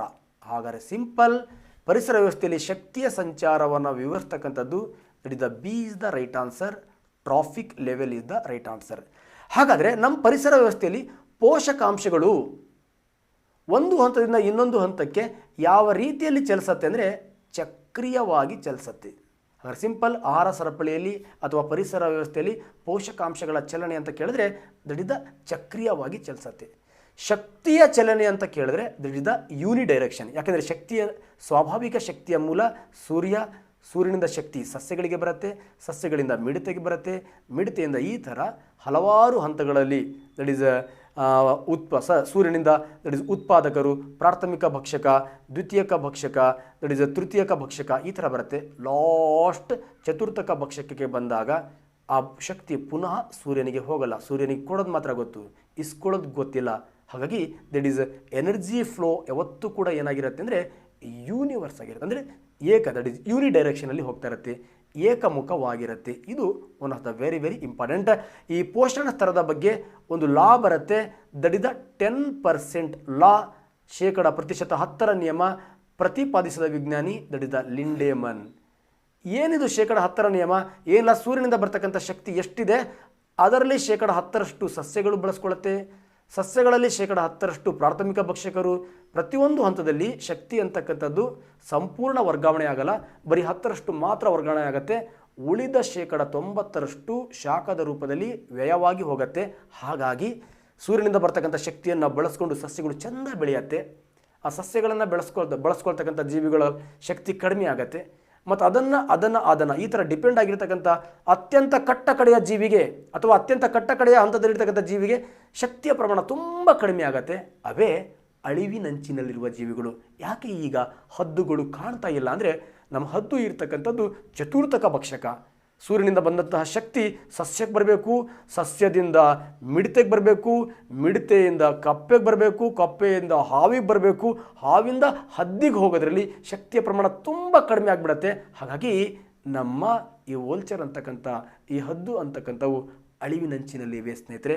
ಅದಕ್ಕೆ ಸಂಬಂಧಪಟ್ಟಂಥ ಕರೆಂಟ್ ಅಫೇರ್ಸ್ ಕೂಡ ನೋಡ್ಕೊಳ್ಳಿ ಅಂತ ಹೇಳ್ತಾ ನೆಕ್ಸ್ಟ್ ಬ್ಯೂಟಿಫುಲ್ ಕ್ವಶನ್ಗೆ ಎಂಟ್ರಿ ಆಗ್ತೀನಿ ಸ್ನೇಹಿತರೆ. ಎರೆಹುಳುವನ್ನು ರೈತನ ಮಿತ್ರ ಎಂದು ಕರೆದ ವಿಜ್ಞಾನಿ ಯಾರು? So simple, that is the beagle ಅಂತಕ್ಕಂಥ ಹಡಗಲ್ಲಿ 20 ವರ್ಷ ಸತತ ಪ್ರವಾಸವನ್ನು ಮಾಡಿ ಜೀವಿಗಳು ಹೇಗೆ ವಿಕಾಸವನ್ನು ಪಡೀತದೆ, ವಿಕಾಸ ಅಂತಕ್ಕಂಥದ್ದು ಎವಲ್ಯೂಷನ್ ಆಗೋದು ಹೇಗೆ, ಈ ಥರ ವಿಕಾಸವಾದವನ್ನು ಪ್ರತಿಪಾದಿಸಿದ ವಿಜ್ಞಾನಿ the father of evolution that is the Darwin. ಈ ಡಾರ್ವಿನ್ ಮಹನೀಯನೇ ನಮ್ಮ ಎರೆಹುಳುವನ್ನು ರೈತನ ಮಿತ್ರ ಅಂತ ಕರೆದ ಸ್ನೇಹಿತರೆ. ನೋಡಿ ಎಷ್ಟು ಚಂದ ಕ್ವಶನ್. ರೈತನ ಮಿತ್ರ ಎಂದು ಕರೆದವರು ಡಾರ್ವಿನ್ ಅಲ್ವಾ, ಅವನು that is the father of evolution. ನೀಟಾಗಿ ಬಿಟ್ಬಿಡ್ತೀವಲ್ವಾ, ಬಿಟ್ಟರೆ ಚೆಂಬು ರೆಡಿ ಸ್ನೇಹಿತರೆ. ಸೊ ನೆಕ್ಸ್ಟ್ ಮೆಂಡಲ್, ತಮ್ಮೆಲ್ಲರಿಗೂ ಗೊತ್ತು, ತಳಿಶಾಸ್ತ್ರದ ಪಿತಾಮಹ ಮೆಂಡಲ್. ಕಾರ್ಲ್ ಕೋರೆನ್ಸ್. ಸೊ ಸ್ನೇಹಿತರೆ, ಈ ಮೆಂಡಲ್ ತನ್ನ ತಳಿಶಾಸ್ತ್ರದಲ್ಲಿ 2 ನಿಯಮವನ್ನು ಪ್ರತಿಪಾದನೆ ಮಾಡ್ತಾನೆ. ಒಂದು ಪ್ರಬಲತೆಯ ನಿಯಮ, ಲಾ ಆಫ್ ಡಾಮಿನೆನ್ಸ್. ಇನ್ನೊಂದು ಪ್ರತ್ಯೇಕತೆಯ ನಿಯಮ, law of separation or law of segregation. ಏನಿಲ್ಲ, ಪ್ರಬಲತೆಯ ನಿಯಮ ಅಂದರೆ 2 ಜೀವಿಯಲ್ಲಿ ಕ್ಯಾರೆಕ್ಟರ್ಗಳು ಒಂದನ್ನೊಂದು ಕ್ಯಾರೆಕ್ಟರ್ಗಳು ಸೇರಿದ ಬಂದಾಗ ಏನು ಹೊಸದಾಗಿ ಬರ್ತಕ್ಕಂಥ ಜೀವಿಯಲ್ಲಿ ಒಂದು ಕ್ಯಾರೆಕ್ಟರ್ ಏನಾಗಿರುತ್ತೆ, ಪ್ರಬಲವಾಗಿರುತ್ತೆ. ದಟ್ ಈಸ್ ಡಾಮಿನೆಂಟ್ ಕ್ಯಾರೆಕ್ಟರ್ ಅನ್ನೋದನ್ನು ಅವನು ಬ್ಯೂಟಿಫುಲ್ ಬಟಾಣಿ ಸಸ್ಯಗಳ ಮೇಲೆ ಪ್ರೂವ್ ಮಾಡ್ತಾನೆ. ಒಂದು ಜೀವಿ ಇನ್ನೊಂದು ಜೀವಿ ಅಂದರೆ 2 ಜೀವಿಗಳಲ್ಲಿ ಪೀಳಿಗೆಯಲ್ಲಿ ಮುಂದಿನ ಜೀವಿಯಲ್ಲಿ ಕ್ಯಾರೆಕ್ಟರ್ಗಳು ಬರಬೇಕಾದ್ರೆ ಪ್ರತಿಯೊಂದು ಕ್ಯಾರೆಕ್ಟರ್ಗಳು ಒಂದು ಕ್ಯಾರೆಕ್ಟರ್ಗೆ ಡಿಪೆಂಡ್ ಆಗಿರಲ್ಲ, ಇಂಡಿಪೆಂಡೆಂಟ್ ಆಗಿ ಆಗತ್ತೆ ಅಂತಕ್ಕಂಥ ನಿಯಮವನ್ನು that is the law of separation ಅಂತ ಹೇಳ್ತಾನೆ ಅವನು. ಎಕ್ಸಾಂಪಲ್ ಸ್ನೇಹಿತರೆ, ಇವೆಲ್ಲ ಡೀಟೇಲ್ ಆಗಿ ಕ್ಲಾಸನ್ನು ಕೊಡಬೇಕಾಗತ್ತೆ. ಸೊ ಲಾ ಆಫ್ ಸೆಗ್ರಿಗೇಷನ್, ಹಾಗಾದರೆ ಅವನು ಪ್ರಬಲತೆ ನಿಯಮದ ಮೇಲೆ ಹೇಳ್ತಾನೆ, ಒಂದು ರೆಡ್ ಫ್ಲವರ್ ತಗೋತಾನೆ, ಒಂದು ವೈಟ್ ಫ್ಲವರ್ ತಗೋತಾನೆ. ಆಫ್ ಸ್ಪ್ರಿಂಗಲ್ಲಿ ದಟ್ ಈಸ್ ರೆಡ್ ಫ್ಲವರ್ ಬಂದುಬಿಡುತ್ತೆ. ದಿಸ್ ರೆಡ್ ಫ್ಲವರ್ ಏನಾಗಿರುತ್ತೆ, ಸ್ಟ್ರಾಂಗ್ ಇರುತ್ತೆ, ವೈಟ್ ಫ್ಲವರ್ ವೀಕ್ ಆಗಿರುತ್ತೆ. ಹಾಗಾಗಿ this is law of dominance ಅಂತ ನಮ್ಮ ಮೆಂಡಲ್ ಕರೀತಾನೆ. ಆ ಮೆಂಡಲ್ ನಮ್ಮ ಪ್ರಬಲತೆಯ ನಿಯಮಕ್ಕೆ ಅಪವಾದವನ್ನು ಕೊಟ್ಟಂತಹ ನಿಯಮವನ್ನು ಪರಿಚಯಿಸಿದ ವಿಜ್ಞಾನಿ ಯಾರಪ್ಪ ಅಂದರೆ ಕಾರ್ಲ್ ಕಾರೆನ್ಸ್. ಇವನು ಟೆಸ್ಟ್ ಕ್ರಾಸ್ ಅಂತಕ್ಕಂಥ ಒಂದು ಕ್ರಾಸನ್ನು ದಟ್ ಈಸ್ ದ ಪ್ರಪೋಸ್ ಮಾಡ್ತಾನೆ ಸ್ನೇಹಿತರೆ. ಅವನು ಬ್ಯೂಟಿಫುಲ್ಲಾಗಿ 2 ಹೂ ತಗೋತಾನೆ, ಒಂದು ರೆಡ್ ಹೂ ತಗೋತಾನೆ, ಇನ್ನೊಂದು ವೈಟ್ ಹೂ ತಗೋತಾನೆ, ಕ್ರಾಸ್ ಮಾಡ್ತಾನೆ. ಸೊ ನಮ್ಮ ಮೆಂಡಲ್ನ ಪ್ರಕಾರ ರೆಡ್ ಬರಬೇಕಾಗಿತ್ತು ಅಥವಾ ವೈಟ್ ಬರಬೇಕಾಗಿತ್ತು, ಪಿಂಕ್ ಬಂದ್ಬಿಡತ್ತೆ. ಆವಾಗ ಮೆಂಡಲ್ ಹೇಳಿದ್ದು ಸುಳ್ಳು ಅಂತಕ್ಕಂತಹ ಮಾಹಿತಿಯನ್ನು, ಪ್ರಬಲತೆಯ ನಿಯಮಕ್ಕೆ ಅಪವಾದವನ್ನು ಕೊಟ್ಟಂತಹ ನಿಯಮ ಪ್ರತಿಪಾದಿಸಿದ ವಿಜ್ಞಾನಿ ಯಾರಪ್ಪ ಅಂದರೆ that is the Carl Correns. Okay ಸ್ನೇಹಿತರೆ, ನೆನಪಲ್ಲಿ ಇಟ್ಕೊಳ್ಳಿ. ಹಾಗಾದರೆ ಈ ಪ್ರಶ್ನೆಗೆ A is the right answer ಅಂತ ಹೇಳ್ತಾ, ಸೊ ನೆಕ್ಸ್ಟ್ ಅತ್ಯಂತ ಚಿಕ್ಕ ಹೂವು ದಟ್ ಇಸ್ ಸಿಂಪಲ್, ನಿಮಗೆಲ್ಲ ಗೊತ್ತು, ದಟ್ ಇಸ್ ದ ಊಲ್ಫಿಯಾ. ಇದು ಚಿಕ್ಕ ಹೂವು. ಅತ್ಯಂತ ದೊಡ್ಡ ಹೂವು ದಟ್ ಇಸ್ ದ ರೆಪ್ಲೇಸಿಯಾ ಆರ್ನೋಲ್ಡಿ. ನಮ್ಮ ರಾಷ್ಟ್ರೀಯ ಹೂವು ದಟ್ ಇಸ್ ದ ಲೋಟಸ್. ಈಗ ಆಲ್ರೆಡಿ ಹೇಳಿದ್ನಲ್ಲ, ಕಾರ್ಲ್ ಕೋರೆನ್ಸ್ ನಮ್ಮ ಮೆಂಡಲ್ನ ಪ್ರಬಲತೆಯ ನಿಯಮಕ್ಕೆ ಅಪವಾದವನ್ನು ಕೊಟ್ಟಂಥ ನಿಯಮವನ್ನು ಪ್ರತಿಪಾದಿಸಿದ. ಅವನು ಪ್ರತಿಪಾದಿಸಲಿಕ್ಕೆ ಒಂದು ರೆಡ್ ಹೂ ಇನ್ನೊಂದು ವೈಟ್ ಹೂ ತಗೊಂಡ, ಅದು ಪಿಂಕ್ ಬಂತು ಅಂತ ಹೇಳಿದ್ನಲ್ಲ.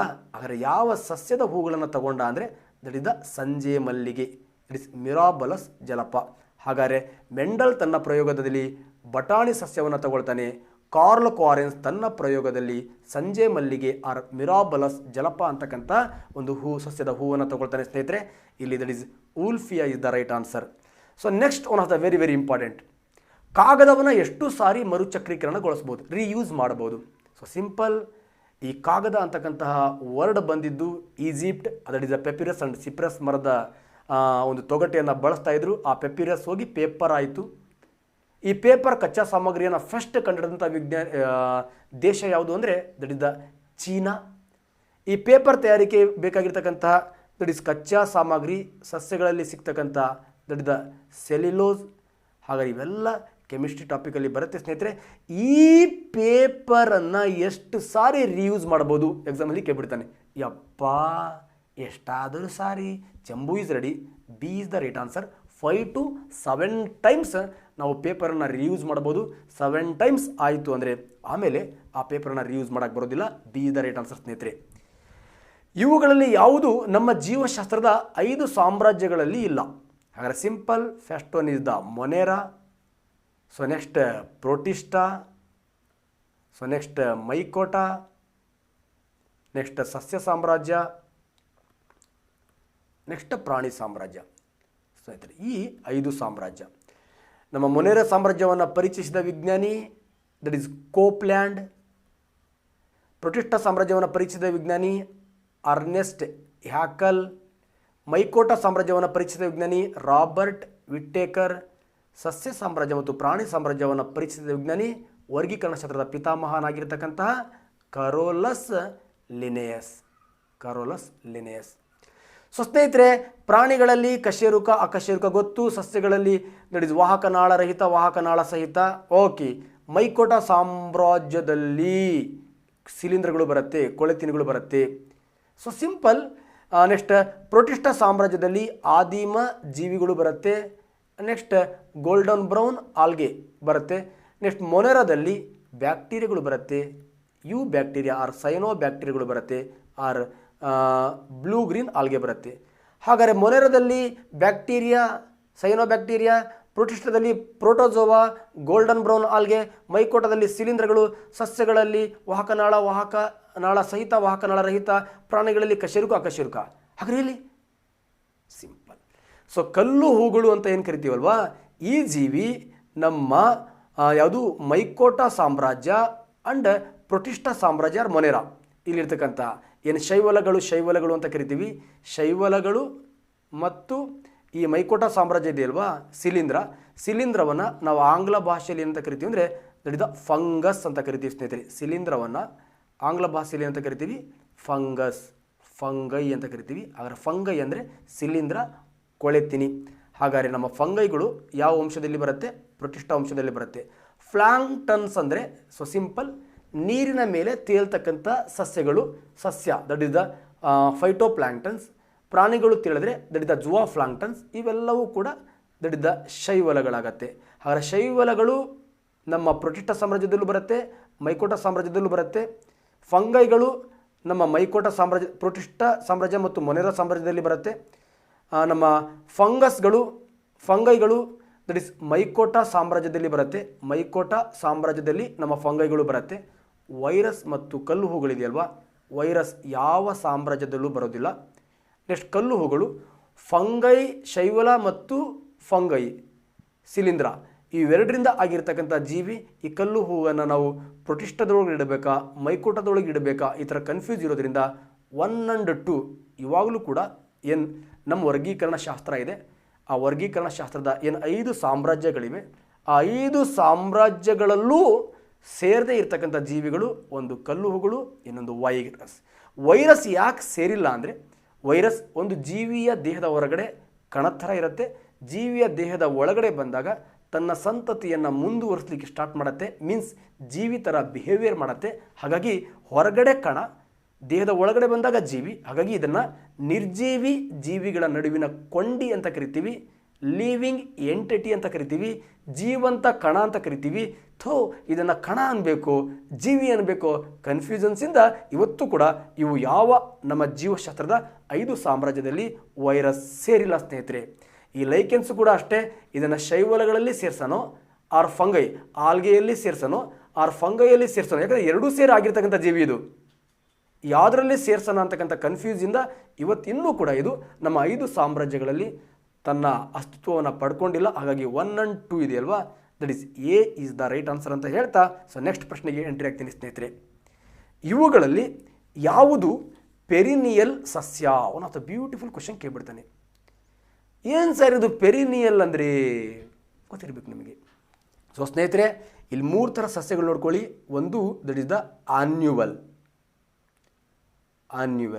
ಇನ್ನೊಂದು ದಟ್ ಈಸ್ ದ ಪೆರಿನಿಯಲ್, ಇನ್ನೊಂದು ಬೈನಿಯಲ್, ಇನ್ನೊಂದು ದಟ್ ಈಸ್ ದ ಬೈನಿಯಲ್, ಇನ್ನೊಂದು ಪೆರಿನಿಯಲ್. ಸೊ ಸ್ನೇಹಿತರೆ, ಸಿಂಪಲ್ ಆನ್ಯುವಲ್ ಅಂದರೆ ವಾರ್ಷಿಕ ಸಸ್ಯಗಳು, ಬೈ ಅಂದರೆ ನೋಡಿ ಎರಡಿದೆ, ಬೈ ದಟ್ ಈಸ್ ದ್ವೈವಾರ್ಷಿಕ ಸಸ್ಯಗಳು. ಪೆರಿನಿಯಲ್ ಅಂದರೆ ಏನಿಲ್ಲ, ದಟ್ ಈಸ್ ಬಹುವಾರ್ಷಿಕ ಸಸ್ಯಗಳು. ಏನಿಲ್ಲ, ಸಸ್ಯಗಳ ಒಂದು ಜೀವಿತ ಅವಧಿಯ ಲೈಫ್ ಸ್ಪ್ಯಾನ್, ಜೀವಿತ ಅವಧಿಯ ಆಧಾರದ ಮೇಲೆ. ಸೊ ಸಿಂಪಲ್ 1 ವರ್ಷ ಅಥವಾ 1 ಋತುವಿನವರೆಗೂ ಬದುಕ್ತಕ್ಕಂಥ ಸಸ್ಯಗಳು ಆನ್ಯುವಲ್.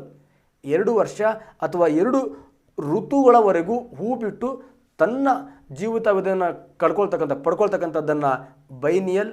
ಸೊ ಸ್ನೇಹಿತರೆ, ಅನೇಕ ವರ್ಷ ಅನೇಕ ಋತುಗಳವರೆಗೂ ತನ್ನ ಒಂದು ಜೀವನ ಚಕ್ರವನ್ನು ನಿರ್ವಹಣೆ ಮಾಡ್ತಕ್ಕಂಥದ್ದನ್ನು ನಾವು ಪೆರಿನಿಯಲ್. ಸೊ ಸಿಂಪಲ್ ಆನ್ಯುವಲ್ ಅಂದರೆ 1 ವರ್ಷ, ಆನ್ಯುವಲ್ ಪರೀಕ್ಷೆ ನೆನ್ಪಿಟ್ಕೊಳ್ಳಿ. ಎಲ್ಲರ ಡಮ್ ಮಾಡಿದ್ರೆ ಬೈ ಆನ್ಯುವಲ್ ಸಪ್ಲಿಮೆಂಟ್ರಿ ಪೆರಿನಿಯಲ್. ನಾನು ಯಾವಾಗಲೂ ಕಟ್ತಾನೇ ಇರ್ತೀನಿ ಪೆರಿನಿಯಲ್. ಈ ಸಸ್ಯಗಳಿಗೆ ಸ್ವಲ್ಪ ಎಕ್ಸಾಂಪಲನ್ನು ನೋಡ್ಕೊಳ್ಳಿ ಸ್ನೇಹಿತರೆ. ಆನ್ಯುವಲ್ ತಮ್ಮೆಲ್ಲರಿಗೂ ಗೊತ್ತು, ಜೋಳ ಹೌದು, ಗೋಧಿ ಹೌದು, ಭತ್ತ ಹೌದು, ಕುಂಬಳಕಾಯಿ ಹೌದು, ನೆಕ್ಸ್ಟ್ ಹತ್ತಿ ಹೌದು, ನೆಕ್ಸ್ಟ್ ತರಕಾರಿ ಹೌದು. ಬೈನಿಯಲ್ ಯಾವುದು ಸರ್? ಗೆಜ್ಜರಿ ಹೌದು, ಶುಂಠಿ ಹೌದು, ಗೊತ್ತು ಶುಂಠಿ ಎಲ್ಲ ಇತ್ತೀಚೆಲ್ಲ. ಓಕೆ, ಎಲೆಕೋಸು ಹೌದು. ಸೊ ನೆಕ್ಸ್ಟ್ ಕಬ್ಬು ಹೌದು, ನೆಕ್ಸ್ಟ್ ಬೀಟ್ ರೋಟ್ ಹೌದು. ಸೊ ನೆಕ್ಸ್ಟ್ ಪೆರಿನಿಯಲ್, ಇದ್ರ ಬಗ್ಗೆ ಅಂತೂ ನಿಮಗೆ ಕಂಪ್ಲೀಟ್ ಮಾಹಿತಿ ಇರುತ್ತೆ. ಮಾವು ಹೌದು, ನಿಂಬೆ ಹೌದು, ತೆಂಗು ಹೌದು, ಬೇವು ಹೌದು, ಹಲಸು, ದೊಡ್ಡ ದೊಡ್ಡ ಮರಗಳಿವೆ, ಇವೆಲ್ಲ ಪೆರಿನಿಯಲ್. ಹಾಗಾದರೆ ಸಿಂಪಲ್, ಇವೆಲ್ಲ ಅನೇಕ ವರ್ಷಗಳವರೆಗೂ ಬದುಕ್ತವೆ. ಇವು 2 ವರ್ಷಕ್ಕೆ 2 ಋತುವಿಗೆ ಬದುಕ್ತವೆ. ಇವು ಒಂದೇ ಋತುವಲ್ಲಿ ನಮಗೆ ಬ್ಯೂಟಿಫುಲ್ಲಾಗಿ ಬಂದು ತನ್ನ ಪ್ರಾಡಕ್ಟನ್ನು ಕೊಟ್ಟು ಹೋಗ್ತವೆ ಸ್ನೇಹಿತರೆ. ಹಾಗಾದರೆ ಇವುಗಳಲ್ಲಿ ಪೆರಿನಿಯಲ್ ಸಸ್ಯ ಯಾವುದು? ಹಾಗಾದರೆ ಕುಂಬಳಕಾಯಿ ಆಲ್ರೆಡಿ ನಾನು ಹೇಳಿದ್ದೀನಿ, ದಿಸ್ ಇಸ್ ದ ಆ್ಯನ್ಯುವಲ್. ಹತ್ತಿ ಇದು ಆನ್ಯುವಲ್. ಬೀಟ್ರೋಟ್ ಇದು ದಟ್ ಈಸ್ ದ ಬೈನಿಯಲ್. ಹಾಗಾದರೆ ನಿಂಬೆ ಇದೆಯಲ್ವಾ, this is perennial. B is the right answer. ಒಂದು ಸತಿ ನೋಡ್ಕೊಳ್ಳಿ ಅಂತ ಹೇಳ್ತಾ ನೆಕ್ಸ್ಟ್, ಪಿವೋಟ್ ಸಂಧಿ ನಮ್ಮ ದೇಹದ ಯಾವ ಭಾಗದಲ್ಲಿ ಇದೆ? ಡೈರೆಕ್ಟ್ ಆನ್ಸರ್ ಹೇಳಿಬಿಡ್ತೀನಿ, ದಟ್ ಈಸ್ ತಲೆ ಆರ್ ಕುತ್ತಿಗೆ ಭಾಗದಲ್ಲಿ. ನಾನು ಮುಂದಕ್ಕೆ ಹೋಗ್ಬಿಡ್ತೀನಿ. ಯಾಕೆ? ಒಂದು ಬ್ಯೂಟಿಫುಲ್ ಚಿತ್ರ ನೋಡ್ಬಿಡಿ. ಇಲ್ಲೊಂದು 3 ಜಾಯಿಂಟನ್ನು ನೋಡ್ಕೊಳ್ಳಿ, ಯಾಕಂದರೆ ಲಾಸ್ಟ್ ಇಯರ್ ಈ ಜಾಯಿಂಟ್ ಬಗ್ಗೆ ಕೇಳಿದ್ದಾನೆ. ಸೊ ಸಿಂಪಲ್, ನಮ್ಮಲ್ಲಿ ಕತ್ತಿದೆ. ಓಕೆ, ಕತ್ತೇನಿದೆ? ಸೊ ಸ್ನೇಹಿತರೆ,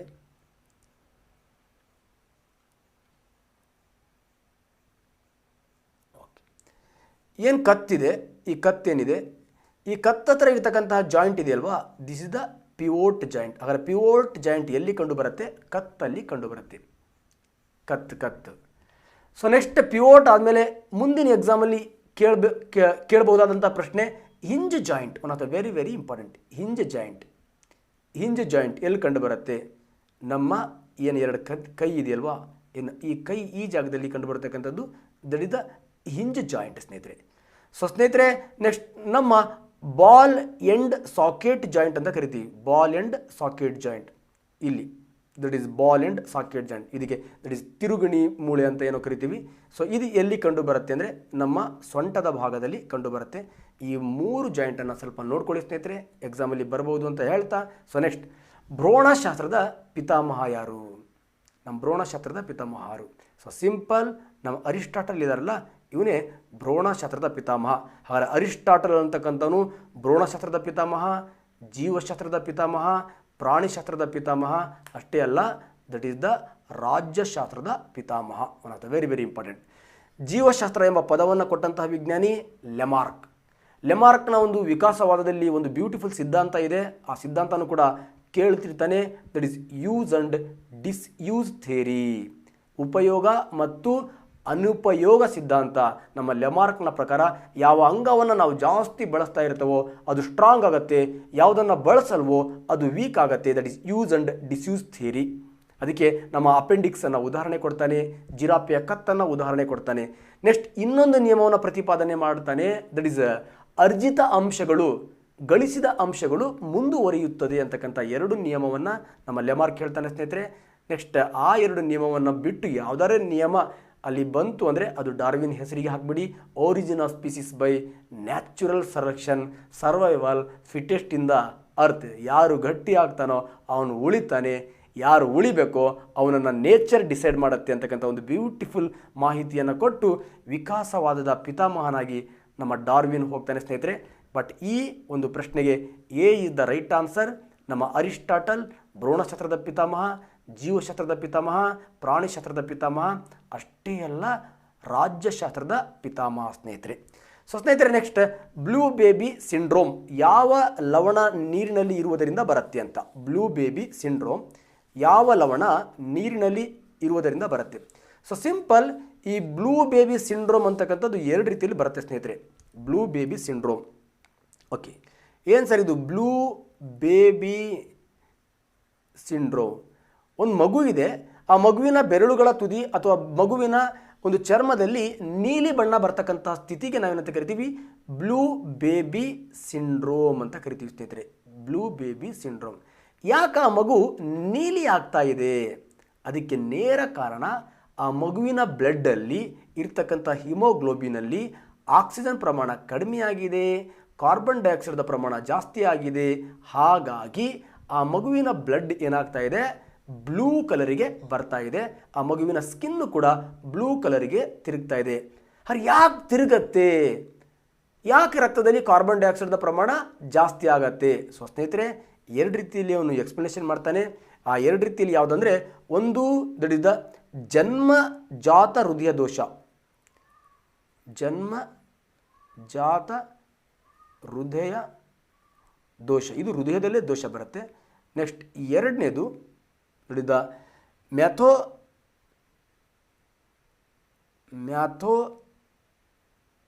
ಮ್ಯಾಥೋಮಾ ಗ್ಲೋಬೇನಿಯಾ. ಹಾಗಾದ್ರೆ ಜನ್ಮಜಾತ ಹೃದಯದ ದೋಷ ಅಂದರೆ ಏನಿಲ್ಲ, ಏನು ಹೃದಯ ಇದೆಯಲ್ವಾ, ಹೃದಯದಲ್ಲಿ ಏನು ಅಪಧಮನಿಗಳಿದೆ, ಆ ಅಪಧಮನಿ, ಪುಪ್ಪಸಕ ಅಪಧಮನಿ, ದಟ್ ಇಸ್ ದ ಬಲ ಹೃತ್ಕುಕ್ಷಿಯಿಂದ ಆಮ್ಲಜನಕ ರಹಿತ ರಕ್ತವನ್ನು ನಮ್ಮ ಶ್ವಾಸಕೋಶಕ್ಕೆ ತೆಗೆದುಕೊಂಡು ಹೋಗುತ್ತೆ. ಎಡ ಹೃತ್ಕುಕ್ಷಿಯಿಂದ ಮಹಾ ಅಪಧಮನಿ ಆಕ್ಸಿಜನ್ ಸಹಿತ ಆಮ್ಲಜನಕ ಸಹಿತ ರಕ್ತವನ್ನು ಇಡೀ ದೇಹಕ್ಕೆ ತಗೊಂಡು ಹೋಗುತ್ತೆ. ಹಾಗಾದರೆ ಮಹಾ ಅಪಧಮನಿ ಕನೆಕ್ಷನ್ ಎಲ್ಲಿರಬೇಕು? ಎಡ ಹೃತ್ಕುಕ್ಷಿಗೆ ಇರಬೇಕು. ನೆಕ್ಸ್ಟ್ ಪುಪ್ಪಸಕ ಅಪಧಮನಿಯ ಕನೆಕ್ಷನ್ಸ್ ಎಲ್ಲಿರಬೇಕು? ದಟ್ ಇಸ್ ಬಲ ಹೃತ್ಕುಕ್ಷಿಗೆ ಇರಬೇಕು.